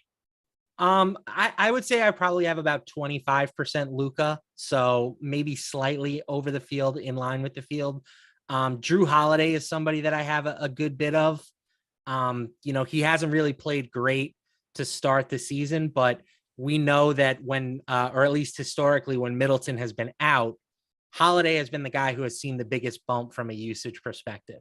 And he was 2 for 15 on opening night. He's not going to shoot that poorly every single game. I think in this spot, potential shootout, tons of points scored against the Rockets. I think that this is a good time to sort of buy back in on Drew Holiday. Yeah, I think that makes sense. No Chris Middleton in the picture. There's going to be extra usage there. There's going to be extra playmaking opportunity. And then especially the times when Giannis is off the court, it's going to have to be a lot of the ball running through Drew Holiday. So I do think that makes a whole bunch of sense. Just as a heads up, guys, in the chat, we're going to be talking about Jalen Green next. I'm going to bring him up. But first, Nelson Resto has left us a super chat, $4,300 for the utility spot. Any suggestions? All right, let me look at my projections and see for $4,300, who do I have projected the highest? 43, and it's utility spot, so it could be any position. Right, scrolling down. 4,300 to the 5,000 range. Well, there are not. Oh, here we go. All right. So for me, if you haven't rostered him yet, it's pretty clearly Chetty Osman for me. Yep. And assuming there's a good chance you have Chetty in your lineup because he's fairly popular today, my next player that comes up is Derek White. So Derek White, just somebody who stands to gain a little bit of extra playing time with the absence of Al Horford. Now, I know you would probably think that there's not a lot of correlation between Derek White and Al Horford, but no Al Horford and no Robert Williams for the Celtics. They ultimately just have to play smaller lineups today. They don't really have another choice. So I think that's going to be lineups potentially with Jason Tatum at center. That's a possibility. Grant Williams at center. So there's going to be some of these smaller lineups. I think that ultimately means a few extra minutes for Derek White. So he'd be my second option there. And that's how it looks for me. Any different players that you would throw in there? Nope. Those were the two guys I was going to bring up. I mean, I did mention Grant Williams. I do think he is kind of an interesting pivot off of Chetty today. But clearly Chetty is clearly projected for more points in my projections at the moment. So I give him the edge for sure. And then Derek White was number 2. In the Discord chat, the Dark Magician wants to know Grant Williams or Noah Vonleh. Between those two, actually, let me see what the updated ownership is. It's Grant Williams for me, but let me see if anything looks way different in ownership right now.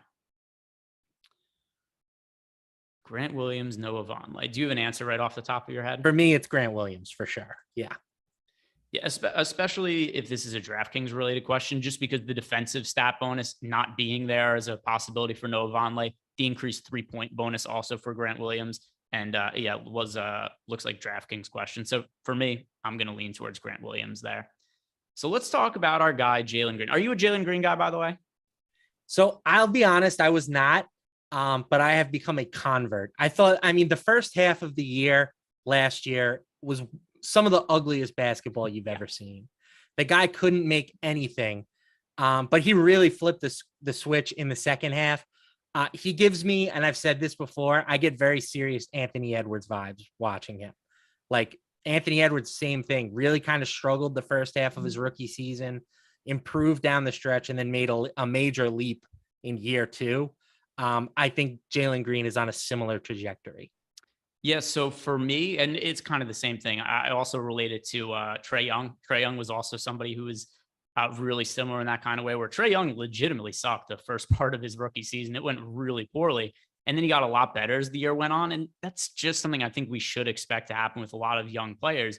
And Jalen Green, just to bring up his stats from last year, and the reason why I've been riding him to open up this season is because of those improvements he made last year. So first half of the year, he shot 39% from the field and 31% from 3. Didn't prevent him from shooting. He was still happy to chuck. The efficiency was just absolute dog shit. Yeah. Second half of the year, though, post All-Star break, 48% from the field, 39% from 3. He's opened up this year. The first game of the year, I don't know if you watched it, he was out of his mind, where he was like, hey, I have an open dunk. I'm going to try to jump from the free throw line. I'm going to try to jump over guys. He was a little more reserved in the second game of the season up against the Memphis Grizzlies and was a lot more efficient. But still, overall for the year, we now have him averaging 24.5 points, only 2 games, but still 24.5 points per game, 49% from the field, 42% from 3. I think Jalen Green is going to be one of the better scorers in the NBA this year. So he is a very high important play for me today. He's one of my most rostered players. Is he making into a lot of your lineups? Yeah, so I have Jalen Green projected as the best points per dollar guard on the slate. And I have Kevin Porter Jr. projected as the second best points per dollar guard on the slate. So I have plenty of exposure to the Rockets backcourt here. I do give an edge to Jalen Green just because he's $1,000 cheaper on DraftKings. I view both players pretty similarly from a fantasy point perspective. Like Porter's a little bit more capable in the peripheral categories, but Green is clearly the better scorer of the two. So I think having exposure to both Rockets guards makes a ton of sense. I expected them to be like super popular tonight. It doesn't feel like that's going to be the case at the moment. I mean, we have KPJ projected for or for around, 18% ownership. That feels very reasonable to me. Green's only going to be a little bit higher than that. I think both guys are great options. Oh, we've got a very important question right now that's actually related to this in our Discord channel right now. Seth1374, who very frequently is in our Discord channel asking the really important questions. My wife's boyfriend thinks I should play Jalen Green, but I want to play more Kevin Porter. Please advise. This reads like one of those like one of those letters to a relationship radio show. But just to reiterate, his wife's boyfriend thinks he should play more Jalen Green. He wants to play more Kevin Porter. Please advise. This is a FanDuel question. I'm higher on Jalen Green on both FanDuel and DraftKings. I am just overall massively high on Green going into the year. I have a lot of bets on his futures this year in terms of over for points per game. I have him at 11-1 to average 25 plus points per game this year. So anyway, I just have priors coming into the year where I'm really invested in Jalen Green. So I'm going to be, I don't want to say biased. I just have a read on him. I think he's going to be really good. So Jalen Green is my answer, but Green versus Porter. Who is it for you, Matt? Yeah, I could be convinced. I'm not as huge, like I don't see as huge of a difference as you do between the two players, but when one guy is $1,000 cheaper, that's going to be the deciding factor for me. Like, I think both guys have pretty similar median and ceiling outcomes most nights. So I'm always going to pick the guy that's $1,000 cheaper. Yeah, and being in the Discord channel, it's one of the perks of being a member over at Stokastic.com, which also comes with tools, projections, ownership projections for basically every single DFS sport out there. And if you guys want access to it, you get it for 10 days for only $10 when you sign up using the promo code Hardwood, like basketball court, Hardwood. So HARDWOOD. I'm sure Seth will have a comment about that in the Discord channel as well. That's promo code $10, 10 days of all our projections for every single DFS sport out there. Also, with our lineup generator now, it is the easiest way to enter lineups if you guys are either running short on time or just want to get lineups that we're projecting to be really good. We've got different settings you could select within the lineup generator. We've got it right now for football. We've got it going for basketball, for FanDuel, and for DraftKings. And that's something that will take you just a few seconds to build a bunch of lineups. And right from there, you'll be able to enter them into FanDuel and DraftKings. So check that out. New feature we have this year over on the site. Now, getting back to this slate, Matt, we've got a super chat here. William Collins wants to know, is Wendell Carter a play and is Mathurin still a good play?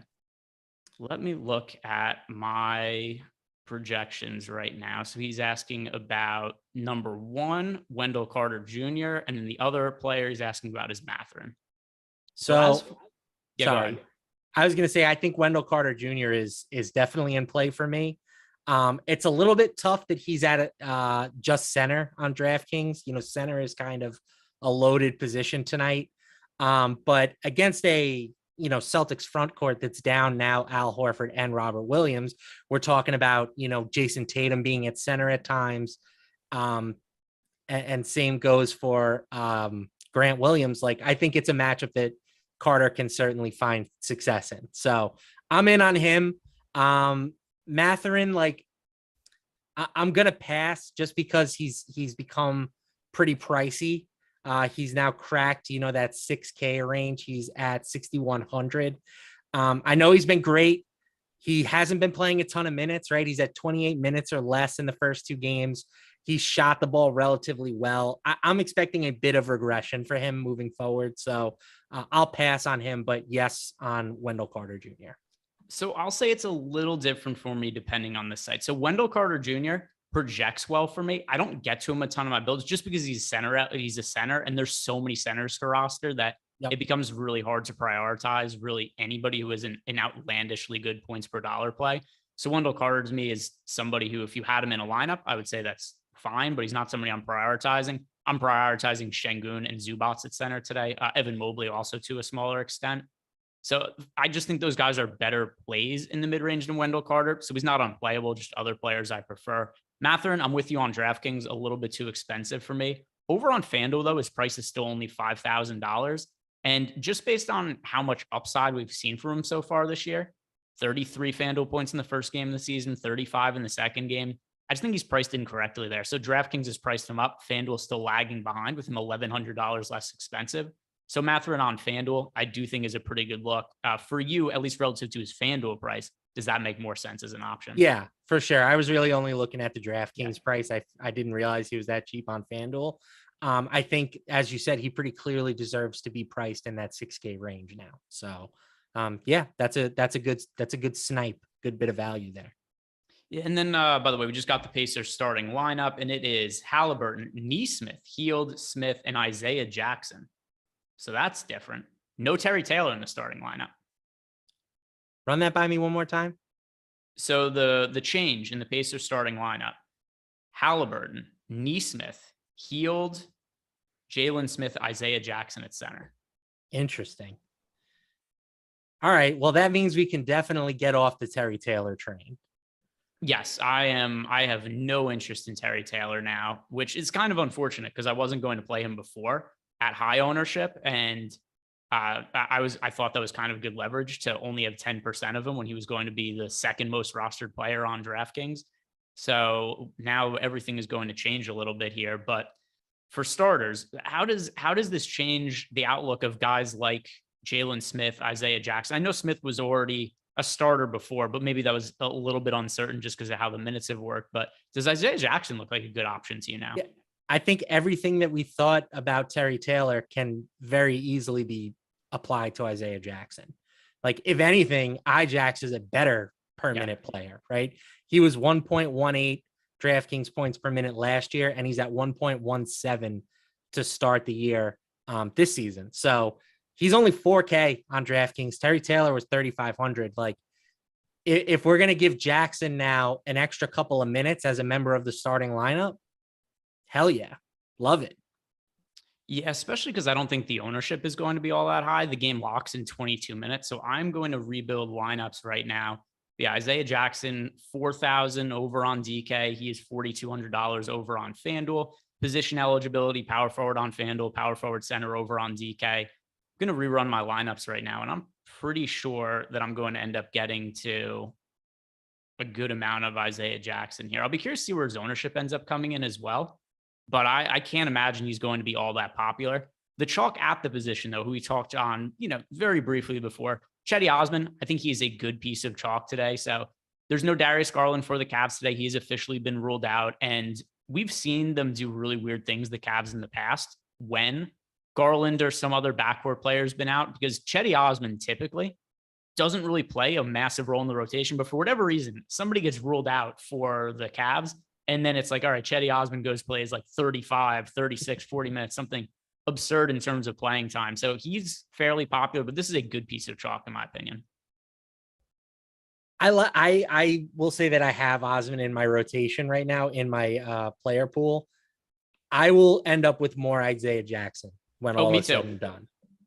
Isaiah Jackson is, unless his ownership gets updated and it's crazy high, he's going to be my most rostered player now today. Yeah. And it's terrifying because we know that the Pacers rotation is not to be trusted, especially not in the big man. How many times have we seen a big man get just screwed by Rick Carlisle over the last couple of years, whether it's been Gogo or Jalen Smith? But still, this is a guy who's a really good points per minute fantasy producer. And I do think that he has the potential, even if he's only going to play like 26 minutes, put up 30 plus fantasy points. He's really cheap. And then also the big point here, slates locks in 20 minutes. I don't think he's going to be all that popular. So Isaiah Jackson. And I would say, like, when they're making a move like this, like, would it shock you if Terry Taylor just wasn't in the rotation tonight? Not at all. So, like, that's 22 to 24 minutes. Oh, yeah. I think he becomes the best per dollar play on the slate. Hijax. Yeah, updating all my lineups right now. I'm going to have him in the majority of things that I'm doing. Just to me, I think makes a whole lot of sense. So I'm uploading that right now. But I also want to ask you this, because as I'm building my lineups as well, my most rostered player on the slate as far as pay-ups go, both FanDuel and DraftKings, I think the best option is Giannis. And I understand there's some blowout risk here. But even in limited minutes, I think there's massive ceiling for Giannis. I love the matchup he has. And then something else also when it comes to Giannis, there's no Chris Middleton. So if you're looking at the price for Giannis this year compared to last year, he's already a little bit cheaper than he typically was. And he got a big usage boost when Middleton wasn't on the court last year. I really like getting to Giannis. He's my favorite spend up option. With the amount of value that we have on the slate, he's not all that difficult to get to either. For sure. I think that's a great call. I have some exposure to Jason Tatum too, as far as like top forward options on this slate, but I think it's clearly Giannis is number one. And I like I think that this game is very stackable, right? Like, the only way that we're going to get a ceiling performance from Giannis is if this game stays competitive. And we've already mentioned 3 guys for the Rockets. Well, 3 for me, 2 for you, because you hate Kevin Porter Jr. No, I don't hate Kevin Porter Jr. Nah, you hate him. I heard you say it. Oh my God. He's reading my mind. I have a good amount of exposure to Kevin Porter Jr. So I just like Jalen Green more. But those 2 guys in Şengün, like, we want this game to stay competitive for all of our lineups, essentially. Like most of my lineups have at least one of those 4 players. So I don't mind just stacking that game in general. Like, I think it makes a lot of sense since you're hoping for that, high scoring, closer than expected affair. I can't believe how riled up the chat gets about Jalen Green, and not just for today. Just anytime there's been a Rockets game and he brings up Jalen Green, it starts a civil war in the YouTube chat. Half the people for Jalen Green, the other half not. It's the greens and the blacks from the House of the Dragon right now. It's very split. Absolutely. Haven't crazy. watched it yet. Been too busy watching The Mole. You watched The Mole reboot? Never even heard of it. It's great. Check it out. What is it? It's like a reality show. It exists. But it's like a game show reality show. Yeah, I'm still out. All right. Yeah, you don't seem like the type of guy. We've got a question in our Discord channel from Cream. He wants to know, do you play Conchar if Dylan Brooks comes back today? If Dylan Brooks plays, Conchar is basically unplayable to me. Correct. But if Brooks is out, yeah, then I like Conchar. Yes. For sure. And he's not going to be popular either because right now we've got the status of Brooks being questionable. Not sure if he's going to be in or out. So I don't think people are going to be pulling the trigger on Conchar if this is going to still be the situation heading into lock. So either way, though, I think if you're considering Conchar, if you need a value play somewhere in that range, just play Isaiah Jackson. That's going to be the guy for me. Some of the other forwards that I really like getting to today, Michael Porter Jr., he's playing a pretty substantial role to open up the year. I was a little concerned that he might play limited minutes out of the gate, but 35 minutes in the first game of the year. The next game last night, he played 28 minutes, but that was because he got into early foul trouble. It looks like the overall rotation for the Nuggets, the plan is to give this guy 34 to 36 minutes per game. Michael Porter Jr. remains fairly cheap. I like to use his historical pricing just as kind of an idea for a baseline of what we should expect from him when he's healthy. Last year to open up the year, and I know he sucked at the start of last year because he was hurt, but still, he was priced in the high 7K range 2 years ago. Michael Porter Jr., towards the tail end of the season, 8,500 was where his price tag was at. I think he's a really good buy low right now. Do you have any concerns with his minutes on the tail end of a back-to-back, or is Michael Porter Jr. somebody you're getting to? No, I mean, I'm always concerned about his minutes because the guy is just a walking injury. But I think that with this price tag, you have to be pretty encouraged by what you've seen.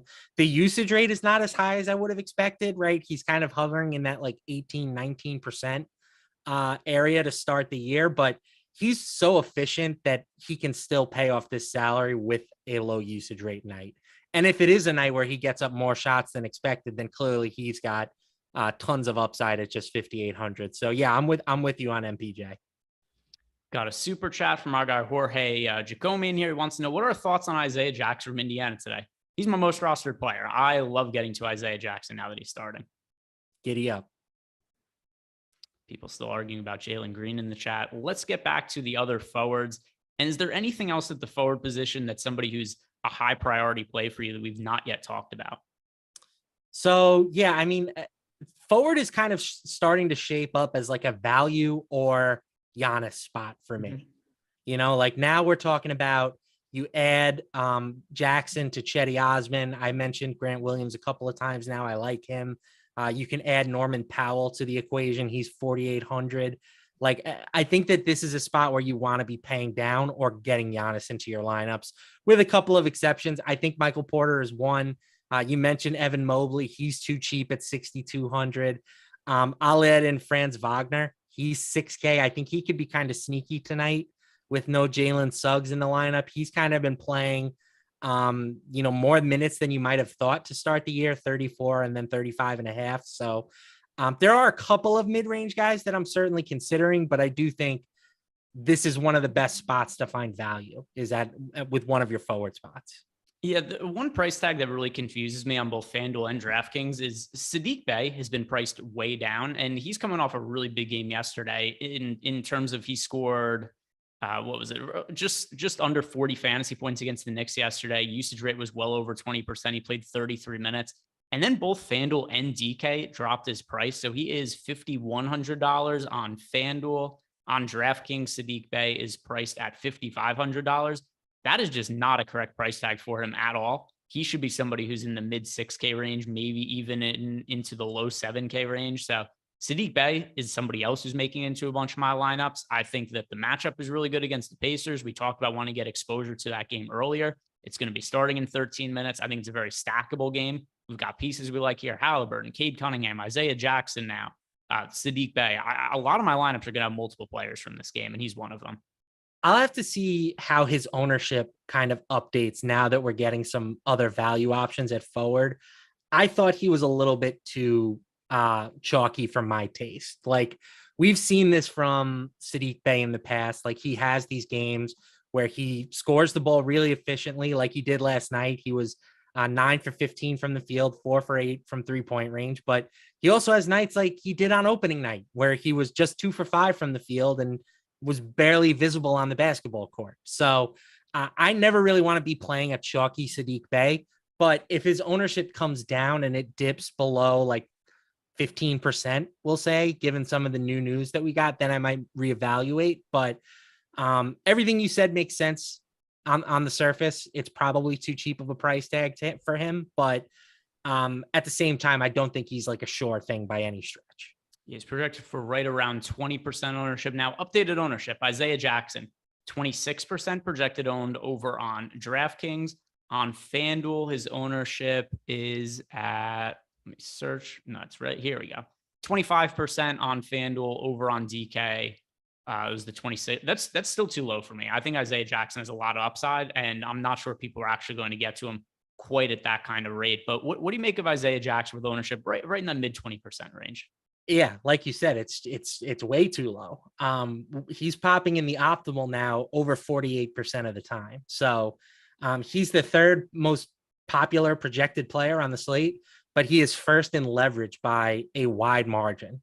And we still do have 10 minutes for people to adjust their lineups and stuff and maybe catch up to that news. But his ownership would have to approach like 50+% for me to really start debating whether or not I want to lower mine. Yeah, no, that makes a whole lot of sense to me. And by the way, Matt, free money, is that something you're interested in? If somebody was to give you $200, would you say like, oh, that's of interest to me? If somebody was going to give me $200, I'd wonder what the catch was. But yeah, give me that money. All you're going to have to do is sign up at BetMGM. You make a new account, you click on the link below. And when you sign up over at BetMGM, you place a $10 money line bet on any NHL game. As long as there's a goal scored, they're going to pay out $200. So how many 0-0 hockey games have you seen this year, Matt?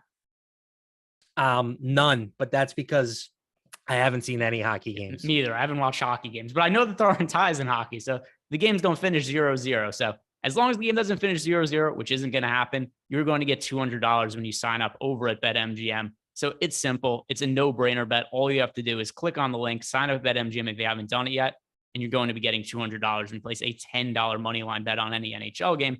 And by the way, 10 minutes to go until lock, but Matt and I are going to be sticking around for 30 minutes. We're going to look for some bets we like. We're going to sweat the games and probably talk about Jalen Green in the chat as well. Super chat from my filler arc. Isaiah Jackson's the guy who got injured in the first 3 minutes every time he was chalk last season, right? So Isaiah Jackson, there was one game. I'm almost positive this was Isaiah Jackson. I think actually you and I were doing a show together that night, if I'm not mistaken, where Isaiah Jackson. Yeah, Isaiah Jackson starts. He is the most popular player on the slate. And on the first play of the game, he rolled his ankle and was out for like 2 weeks. Does that ring a bell?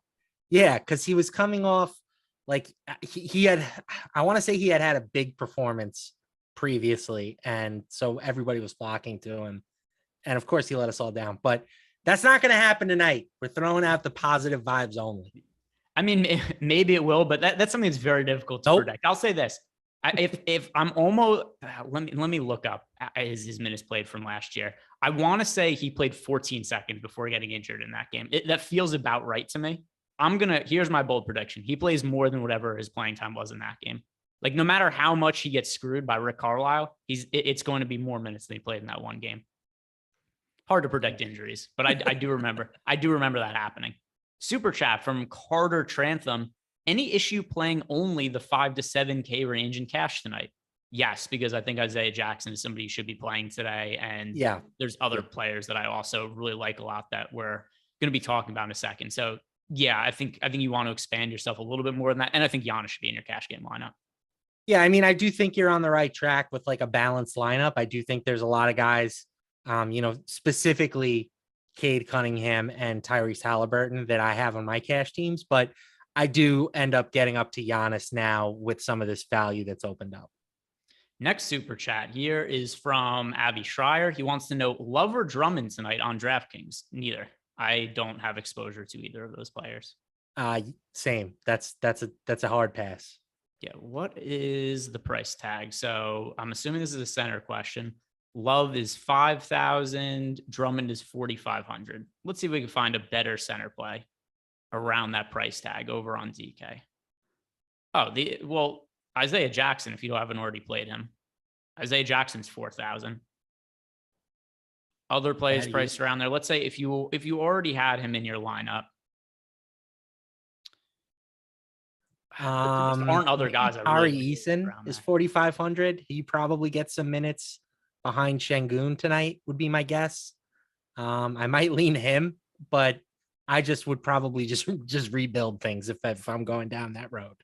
But let's talk about Şengün right now, because I actually, you said something there about Tari Eason that I actually kind of do think makes some sense. So I love Şengün tonight. I think he is one of the better pieces of chalk plays that we have today. I'm getting to him a whole bunch. But if he is to fail, if he gets into foul trouble, whatever it might be, Eason probably stands to benefit the most and isn't the worst leverage player in the world. So a couple of things. Number one, are you actually getting to Tari Eason? And also, how are you handling Şengün? I'm not. I mean, and I do think he plays decent minutes, right? Like, we're not playing Şengün tonight because we think he's going to step into a 35-minute per game role. We're playing him because he's just really freaking good on a per minute basis. So stuff like foul trouble, it doesn't really make a huge difference for me on a guy that we're kind of expecting to play limited minutes anyway. So I like Şengün a lot. He's not grading out all that well in our like boom bust tool for what that's worth. But I do think he's just way too cheap to fade entirely at 5,400. I mean, he crushed yesterday in 27 minutes. He had 45 DraftKings points. I don't know if he'll necessarily do that again, but if you give him close to 30 minutes, I feel very comfortable he's going to get into the 30s at a minimum.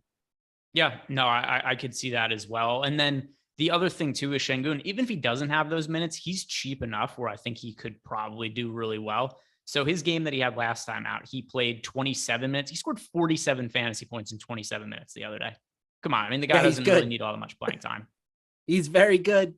I think the big question, though, is do you prefer him or Zubac? And obviously, you can play both together, but it's close for me. I think Zubac might be the better per dollar play just because I feel better about his chances of getting 35 plus minutes tonight. So I have Şengün projected for 31.9 fantasy points. I have Zubac 31.9. I have Şengün at 31.5. So really close. I get to more Şengün just because he's cheaper, but I do think both of them are really strong options. And I'm a little surprised Zubac isn't more popular. Not that he's like unowned today, but I thought he was going to be massive chalk. I guess maybe just because there's a lot of centers to get to. Yeah. But 35 minutes for him in the first game of the season. If we're getting 35 minutes regularly from Zubac, he's going to destroy slates. He's always been a good fantasy producer. The minutes just haven't been there. But like 35 minutes regularly of Zubac, that's like an 8K player at the end of the year. Absolutely. And I know that he's heard us before, right? Like there have been times when we're like, okay, it's Ivica Zubac breakout season, and then he'll play 18 minutes. So I'll never say like I'm going all in on a player, but dream matchup versus the Kings. You've got a shortened Clippers rotation. Like of all the nights for him to not play 18 minutes and to actually do what he's expected to, this feels like it's the night. So I do have a slight edge to Zubac in my ownership, in my projections. But I do think like there is probably a wider range of outcomes for him. Couple questions to answer here. First, the super chat from Jake White. Any love for PG-13? So I think that Paul George has a definite increased opportunity to score points tonight with no Kawhi Leonard in the lineup. John Wall also resting. But here's the issue. I just like paying up for other guys more. If I have the space for it, I'd rather get to Jokic. I'd rather get to Giannis. So to me, it's hard for me to prioritize Paul George despite the usage bump he's getting because there's a lot of guys to pay up for. Other ones also Halliburton, Cade Cunningham. So Paul George. That's the real issue for me is that he's kind of just priced in that no man's land. Like if Paul George was in closer to that 8K 8,500 type range, I'd be much more interested, but it's just way too tempting to go down to Halliburton and Cade Cunningham, and even Drew Holiday is a little bit cheaper. Like he's just, even without Kawhi, I think he's too expensive.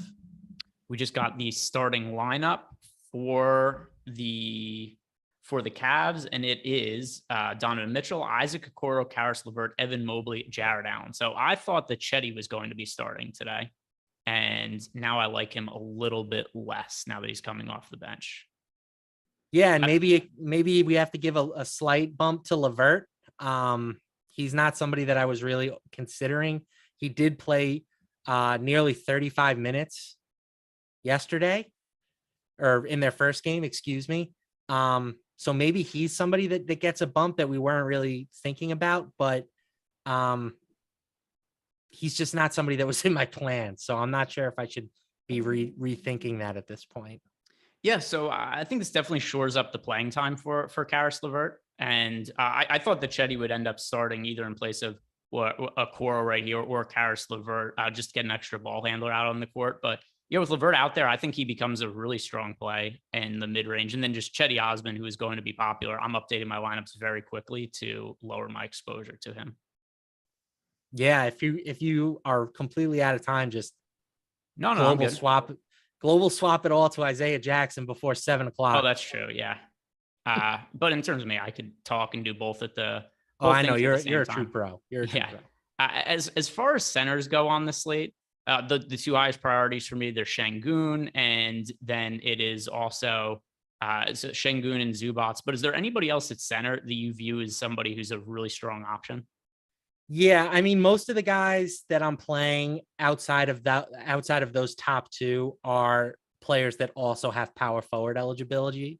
Like outside of Zubac, Şengün, and Jokic, I think it's kind of hard to roster just like a true center tonight. One exception would be Bam at 7,100. I don't hate that price tag for him. Hyper aggressive Bam didn't exactly work out in game one. He didn't really look like he was ready to take on a larger role offensively, but then he just kind of went back to doing what he always does in game two. And that's a good basketball player as it is. So I think he's fine at 7,100, but the opportunity cost of losing one of those other stud centers is just, it's very high tonight.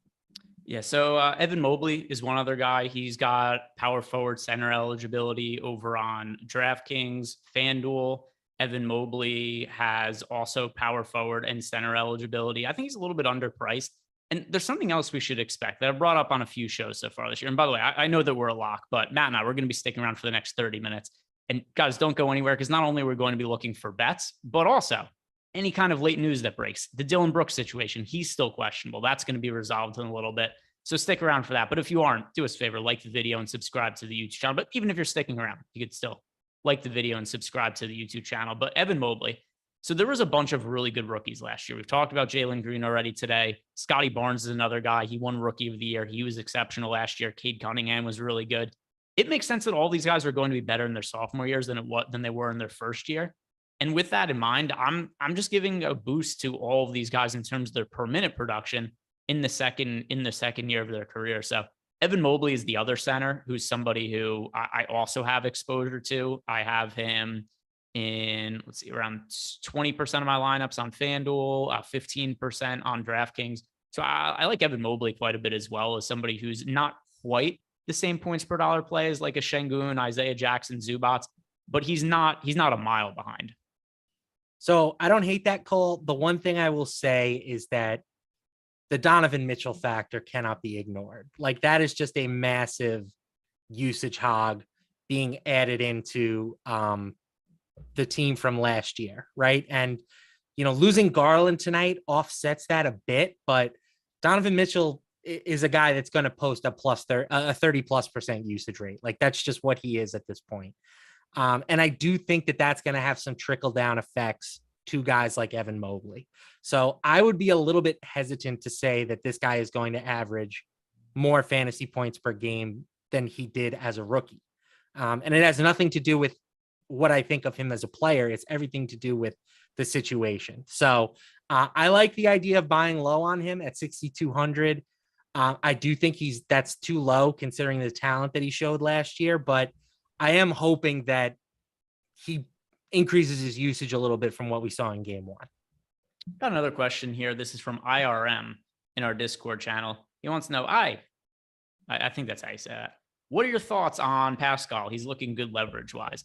So Pascal Siakam, also he crushed last night. What a stud.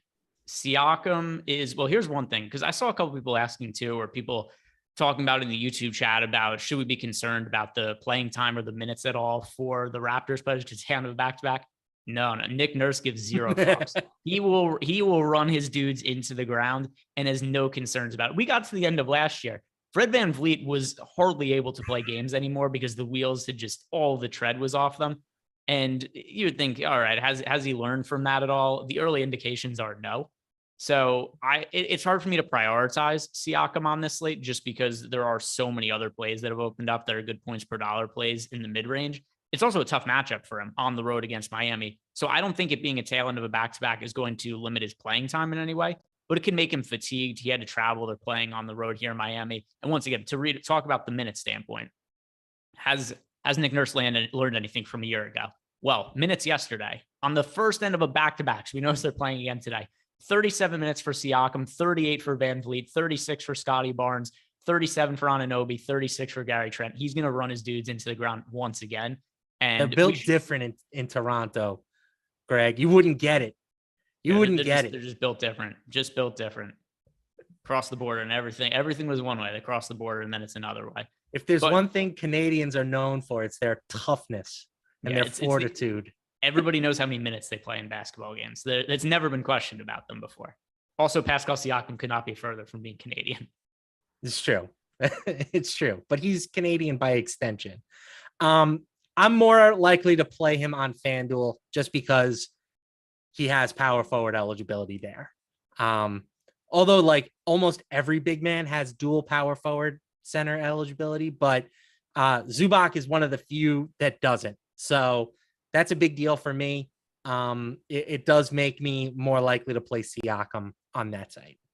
All right. We've got a piece of news and we've got a super chat. So first, let's hit on the news because Dylan Brooks is on track to play today. Damn it. So that is the news that we've gotten from Taylor Jenkins. So Dylan Brooks on track to play today. I'm going to stick with what my assumption was at the top of the show, which, as I said, I thought that Dylan Brooks was going to play, but I thought he's either going to come off the bench or he's going to play limited minutes. So as a result of that, I don't really like getting to him, but there's a trickle-down effect here. Ja Morant and Desmond Bane, less usage going to them. In addition, guys like Santi Aldama, John Conchart, less minutes for them. Something else to consider also from a sports betting angle. I think that we could also look at some of the unders of people like Desmond Bane right now, who had a pretty significant over-under for his points prop. I think that looks a lot better now because this is just somebody who's going to take up a bunch of usage. It's somebody else who's going to be taking shots in that offense. So I like some of the unders now for the Memphis guys. I'm about to bet those really quick. But what is your takeaway on the situation with Dylan Brooks now expected to play? My takeaway is it sucks. I hate it. Ja Morant just gets torpedoed, I think. Like you can't play Ja at 10K plus with Brooks in the lineup. When he was sharing the court with Brooks last year, his usage rate decreased by 6.4%. It's a crushing blow for him. And Ja's great, right? Like he can still do a lot of really special things.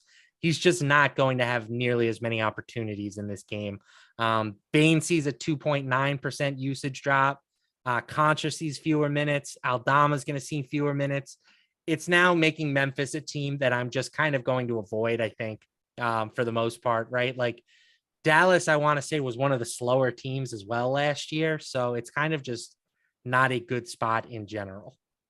Yeah. And something else too. Desmond Bane, over under first points 21.5. I'm going to be taking the under on that. Let me go over to now the props are off the board. So I was going to say let's look at Odd Chopper and see what's up there. But Those bets came down off books pretty quickly as I was looking at them right there. But Dylan Brooks, people were asking about that. On track to play. It looks like he's going to be in there. If anything changes, we'll update that if that becomes available to us. Super chat that we have here. This is from Chris Albers. Bam, LeVert. Wait, so okay. I see what's happening here. He's given us 3 different 2v2s. Ooh. Bam and LeVert, Bam and Zubats, or Zubats and Kevin Porter Jr. Ownership notwithstanding, it's an easy number 3 for me.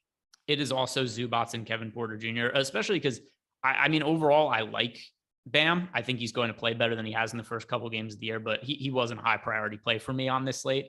Zubats is, and he is in one of these combinations, and then other guys aren't. So, yeah, to me, that is Zubats and Kevin Porter Jr., even though you've claimed that I hate him. I'm picking him here. You do hate him. Well, not anymore. Picked him there. Nick Murray, super chat. Who's starting for the Cavs again? Who would you change Chetty to since Locke came already? Okay, so the starting lineup for the Cavs is Donovan Mitchell, Isaac Okoro, Karis LeVert, Evan Mobley, and Jared Allen. And then who would you change Chetty to? All right, so we no longer have Isaiah Jackson as an option. So it has to be a different 4K guy. I think it's got to be Grant Williams, unfortunately. And missing out on Isaiah Jackson is a pretty big blow, but I think that Grant Williams is projecting pretty similar for me as Chetty, especially when you're factoring in now Chetty coming off the bench. Like that's the swap that I would make. Yeah, I'm scrolling through my projections to see if there's. Yep, it's actually Grant Williams for me as well. KJ Martin would also be somebody who is not too far behind Grant Williams, but the answer there is Grant Williams. Just giving you one player there. Grant Williams. Also, how about this? If you want like a completely off the board value play, there's a chance, at least some chance. Oh, good point. By the way, the Grant Williams game is locked. So KJ Martin. All right. I was going to say there's a chance that Josh Christopher gets a little bit more run tonight. And from what we saw of that guy last year, he's another person that went to the school of I've never met a shot that I did not like. So I wouldn't hate it if you wanted, like if it was a utility play and you could swap to Christopher. I don't know if I'd hate that, but know that's like a 1% type of play. Like that's a wild thought. Yeah, for me, I mean, just looking at apologies. We're looking through the players and I was just looking at my projections. Yeah, so Grant Williams is locked. KJ Martin's the player I have projected the best next. And so also when it comes to KJ Martin, don't forget there's added opportunity for him with no Bruno Fernando. KJ Martin, even though he's not somebody who's big, we wouldn't think of as a traditional center. He's played center minutes for this team in the past. He started games at center for them last year. He played 25 minutes last game. Now we're taking Bruno Fernando out of the mix. Not unrealistic to think he gets up to 28, 30 minutes as a potential ceiling. So KJ Martin, not the best point per minute fantasy producer in the world, but we're kind of hamstrung here looking for other guys to play in the utility spot. That's going to be my answer, KJ Martin. That's a good call. That's a responsible, smart answer, unlike Josh Christopher. Next super chat from Eric Traub. If you weren't able to swap Osman for Jackson in time, already have a lot of Jackson. So this is like the same question we got. I didn't even realize. So we got, two super chats, same question right in a row. So I'm going to say once again, KJ Martin, but I kind of feel obligated also to look and see who would be next for me. All the other options are fucking terrible. Yeah, you kind of need to try to go up as opposed to going down. It's just KJ Martin. There's nobody else that really makes a whole lot of sense there. Yeah, nobody else that I could get to. Let me make sure that we don't have any other questions in the Discord chat. If not, now we're going to pull up Odd Shopper and we are going to look for some of the bets that we want to play for today. Any bets that stand out for later in the game. So I'm heading on over to Odd Shopper, which, by the way, if you guys aren't using it, it's really easy to use. And if nothing else, it's really good for finding the best odds possible. So if you're playing on multiple books, which I think everybody should be doing, the reason is because you want to make sure you're getting the best odds, because there could be a situation where there's a play you really like for over 19.5 points, but maybe another book has them at 18.5 points. Also, a reason to take advantage of a sign-up offer like we have at BetMGM right now. talk about the hockey offer. You bet $10 on an NHL money line, and it's going to pay out $200 as long as a goal is scored in that game. All you have to do is click on the link below and follow it, because it's just access to another book, more potential to find some value on any of the games or any individual line that you might like. Let's see what stands out. All right, so one bet right away, Matt, that stands out to me. DeMar DeRozan over 4.5 assists. That's a plus money bet. We have him projected for 5.7 assists today. DeRozan's had a pretty strong start to the year distributing the basketball. And I know that Zach LaVine is coming back. I don't really know in what capacity, though. It's really concerning to me when Zach LaVine, we're 2 games into, like, he's already been rested in multiple games right off the bat. It's always a bit of a red flag. I find it unlikely he's just going to play a massive workload right out of the gate. So with that in mind, we've got DeMar DeRozan, who's kind of playing as the de facto point guard for this team. A lot of the offense flows through him. 9 assists in the first game of the season against the Heat, 6 assists in the second game of the season against the Wizards. And there's no Lonzo Ball because his knees also fucked. So Alonzo Ball, his knees are screwed up. Zach LaVine, his knees are screwed up. No real guy to run the offense for the Bulls. It's kind of fallen on DeMar DeRozan.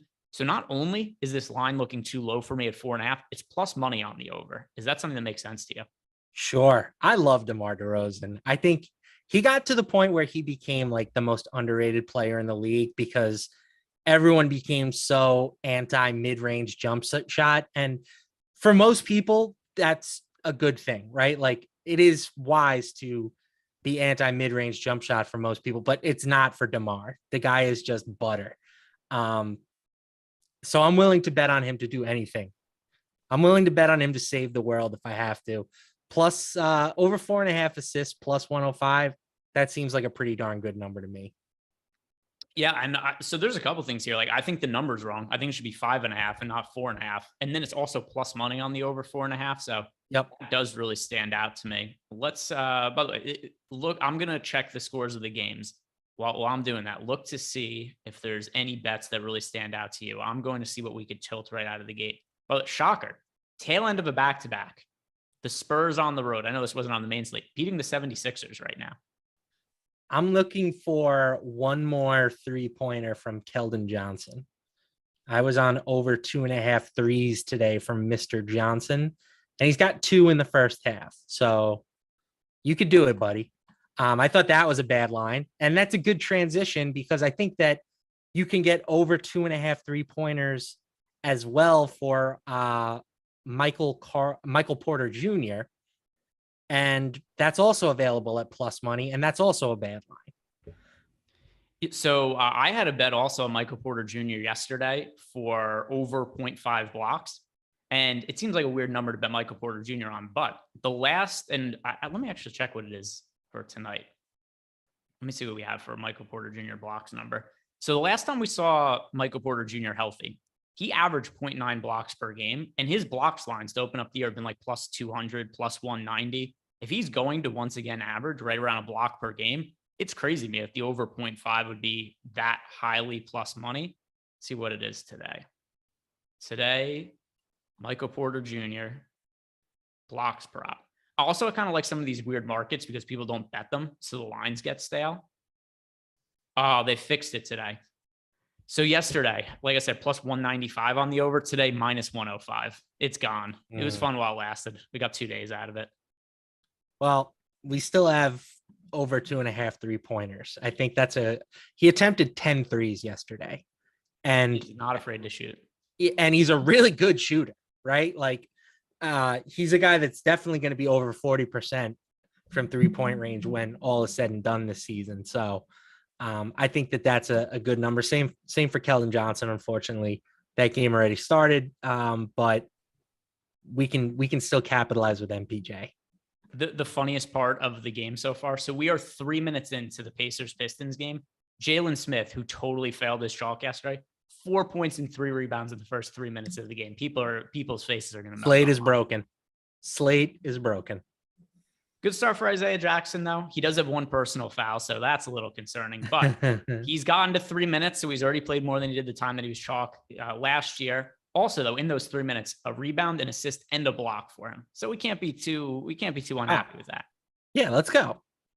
Well over fantasy point per minute, right? we're looking at nearly 2 fantasy points per minute out of the gate.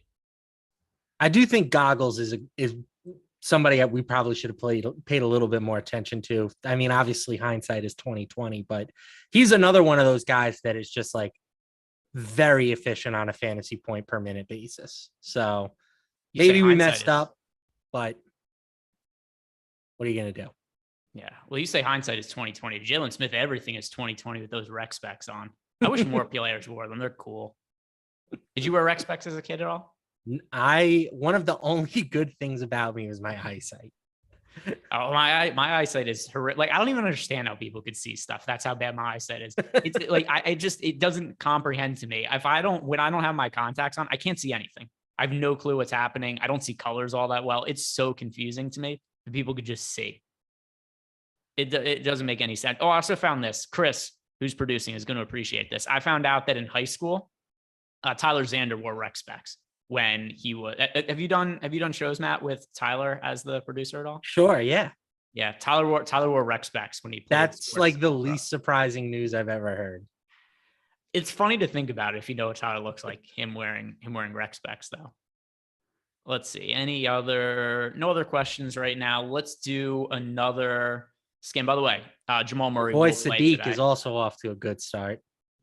Yeah, Sadiq by six points and a board in the first. 2 triples. Yeah. Yep. Hot start for Sadiq. Other guys in this game. But Cade Cunningham only starts these games poorly this year. He comes on as the games go on, but he only starts slowly. That's been a consistent. Halliburton's up to 4 points.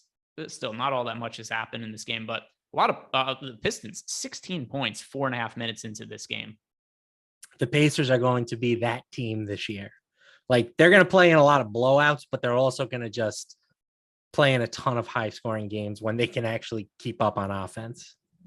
Let me check. When I swapped to a lot of Isaiah Jackson, what did that do to my Derek White exposure? All right, I kept it the same. Derek White in the first 5 minutes, 5 points, 2 assists, a steal, and a rebound for Derek White. Derek White going nuts. Jason Tatum has 7 points and a rebound. Terrence Ross has 8 points. He's 3 of 3 from the field. It's a quick start for him. So the only 2 games we have going on right now on the main slate, and then there was the earlier 76ers game against the Spurs. Are the 76ers a team you're concerned about at all this year? No. They started the year with the 76 with the Celtics and who'd they play in their last game? It was another like tough opponent. The Heat, right? No, Bucks. Oh, the Bucks. Yeah.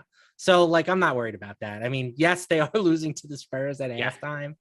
They could turn around and win this game by 20 still. So a couple of things that I am worried about when it comes to them, and it's not that they lost to 2 really good teams to start the year. I am concerned that Joel Embiid hasn't looked great, and apparently he's been dealing with a plantar fasciitis injury in the offseason. Those things could linger, and I know they say it's not really an issue now, but it's a reason he's out of shape to start the year. There are players who have had that issue, and it carries on with them the entire season. The only way to make, and I'm not a doctor, this is my understanding of foot injuries. The only way to heal plantar fasciitis is literally by doing nothing, not working out, not even standing up, not running on it or anything. That could be something that lingers with Embiid for a lot of the year. If that's the case, it's a pretty big concern. Something else also, Tyrese Maxey was somebody a lot of people expected to break out this year. I think I'm a little more lukewarm on Maxey compared to a lot of other people. Like, overall, I like him as a player, but people have him pegged as an all-star this year. He's one of the betting favorites to win most improved player. I'm not that high on him. I was never there.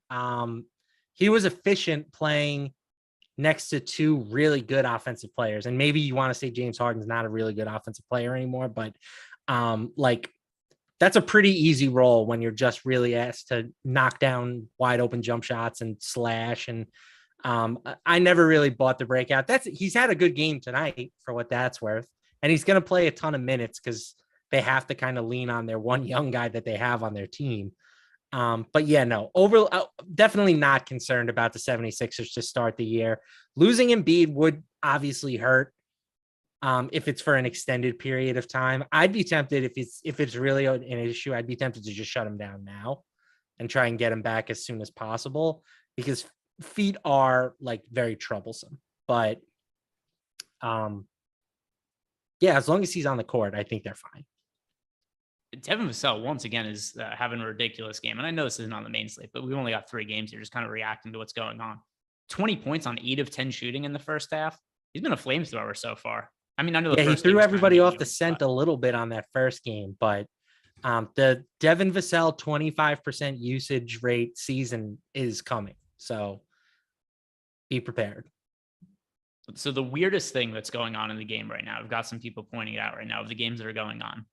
Aaron Nesmith, who unexpectedly moved into the starting lineup for the Pacers. One of them just got stat corrected, but 2 blocks for him in 5 minutes. It was 3 blocks, and one of them just got taken away from him.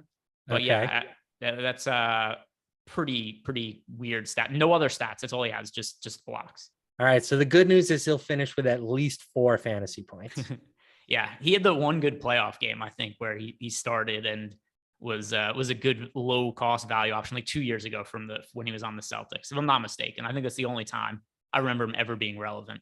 We've got a super chat here from Charles Moran. Says he's adjusting his lineup after lock, FanDuel GPP, Green, Dinwiddie, Martin, and Jokic, or Doncic, Lowry, Michael Porter Jr., and Şengün. And that is option 2 for me. Luka, Lowry, Michael Porter Jr., Şengün. I really do like MPJ and Şengün today. Yep, for sure. I think that like of those 8 options, the weakest is pretty clearly Dinwiddie. Yes. So I'll take the option without Dinwiddie. Yeah, and I'm actually curious to see, getting back to the betting angle, earlier in the day, over 2.5 rebounds for Spencer Dinwiddie was a plus money bet. Is that still the case? No. So early in the day, I bet it, I think it was plus 110 on over 2.5 rebounds, but now it's way more juice than that. Now we've got Spencer Dinwiddie. It's minus 166 on Caesars, minus 185 over on DK. So I'm pretty happy that I got plus money on that, but that value is gone. Scrolling the board here. Anything else really stand out to you as of now? Let's see. Oh, this is a dumb one. That projects well for us, but I understand why. The over-under for assists for Andre Drummond is 0.5. Now, I know he comes off the bench and it's not a real significant role, but Andre Drummond is kind of an underrated playmaking big man because he runs so many dribble handoffs. He has at least 1 assist in each of the first 2 games of this year. Last year, he averaged 1.8 assists per game in under 20 minutes. I know it seems like a dumb number. It's like it's Andre Drummond for half an assist, but I think the over there makes sense. We haven't projected for 1.5 assists. Yeah, sure. I'm always down for a center assist prop. Just need 1 assist for Andre Drummond. I'll bet that right now. I didn't look at that earlier in the day. It wasn't something I really thought about. I didn't look for Andre Drummond over assist props. I'll get behind it. Anything else on the board that you're liking? I heard EMac at the end of last show talk about Harrison Barnes's props. I don't hate if you want to like run a little train on his overs. You know, he's at 1.5 assists. That seems pretty low. I think his rebound number was also only just 4.5. That seems pretty low. So Harrison Barnes, somebody to consider, I think, in the prop market. Yeah, so I think one thing that happened with him is his numbers are getting really depressed because Keegan Murray is making his debut with the team.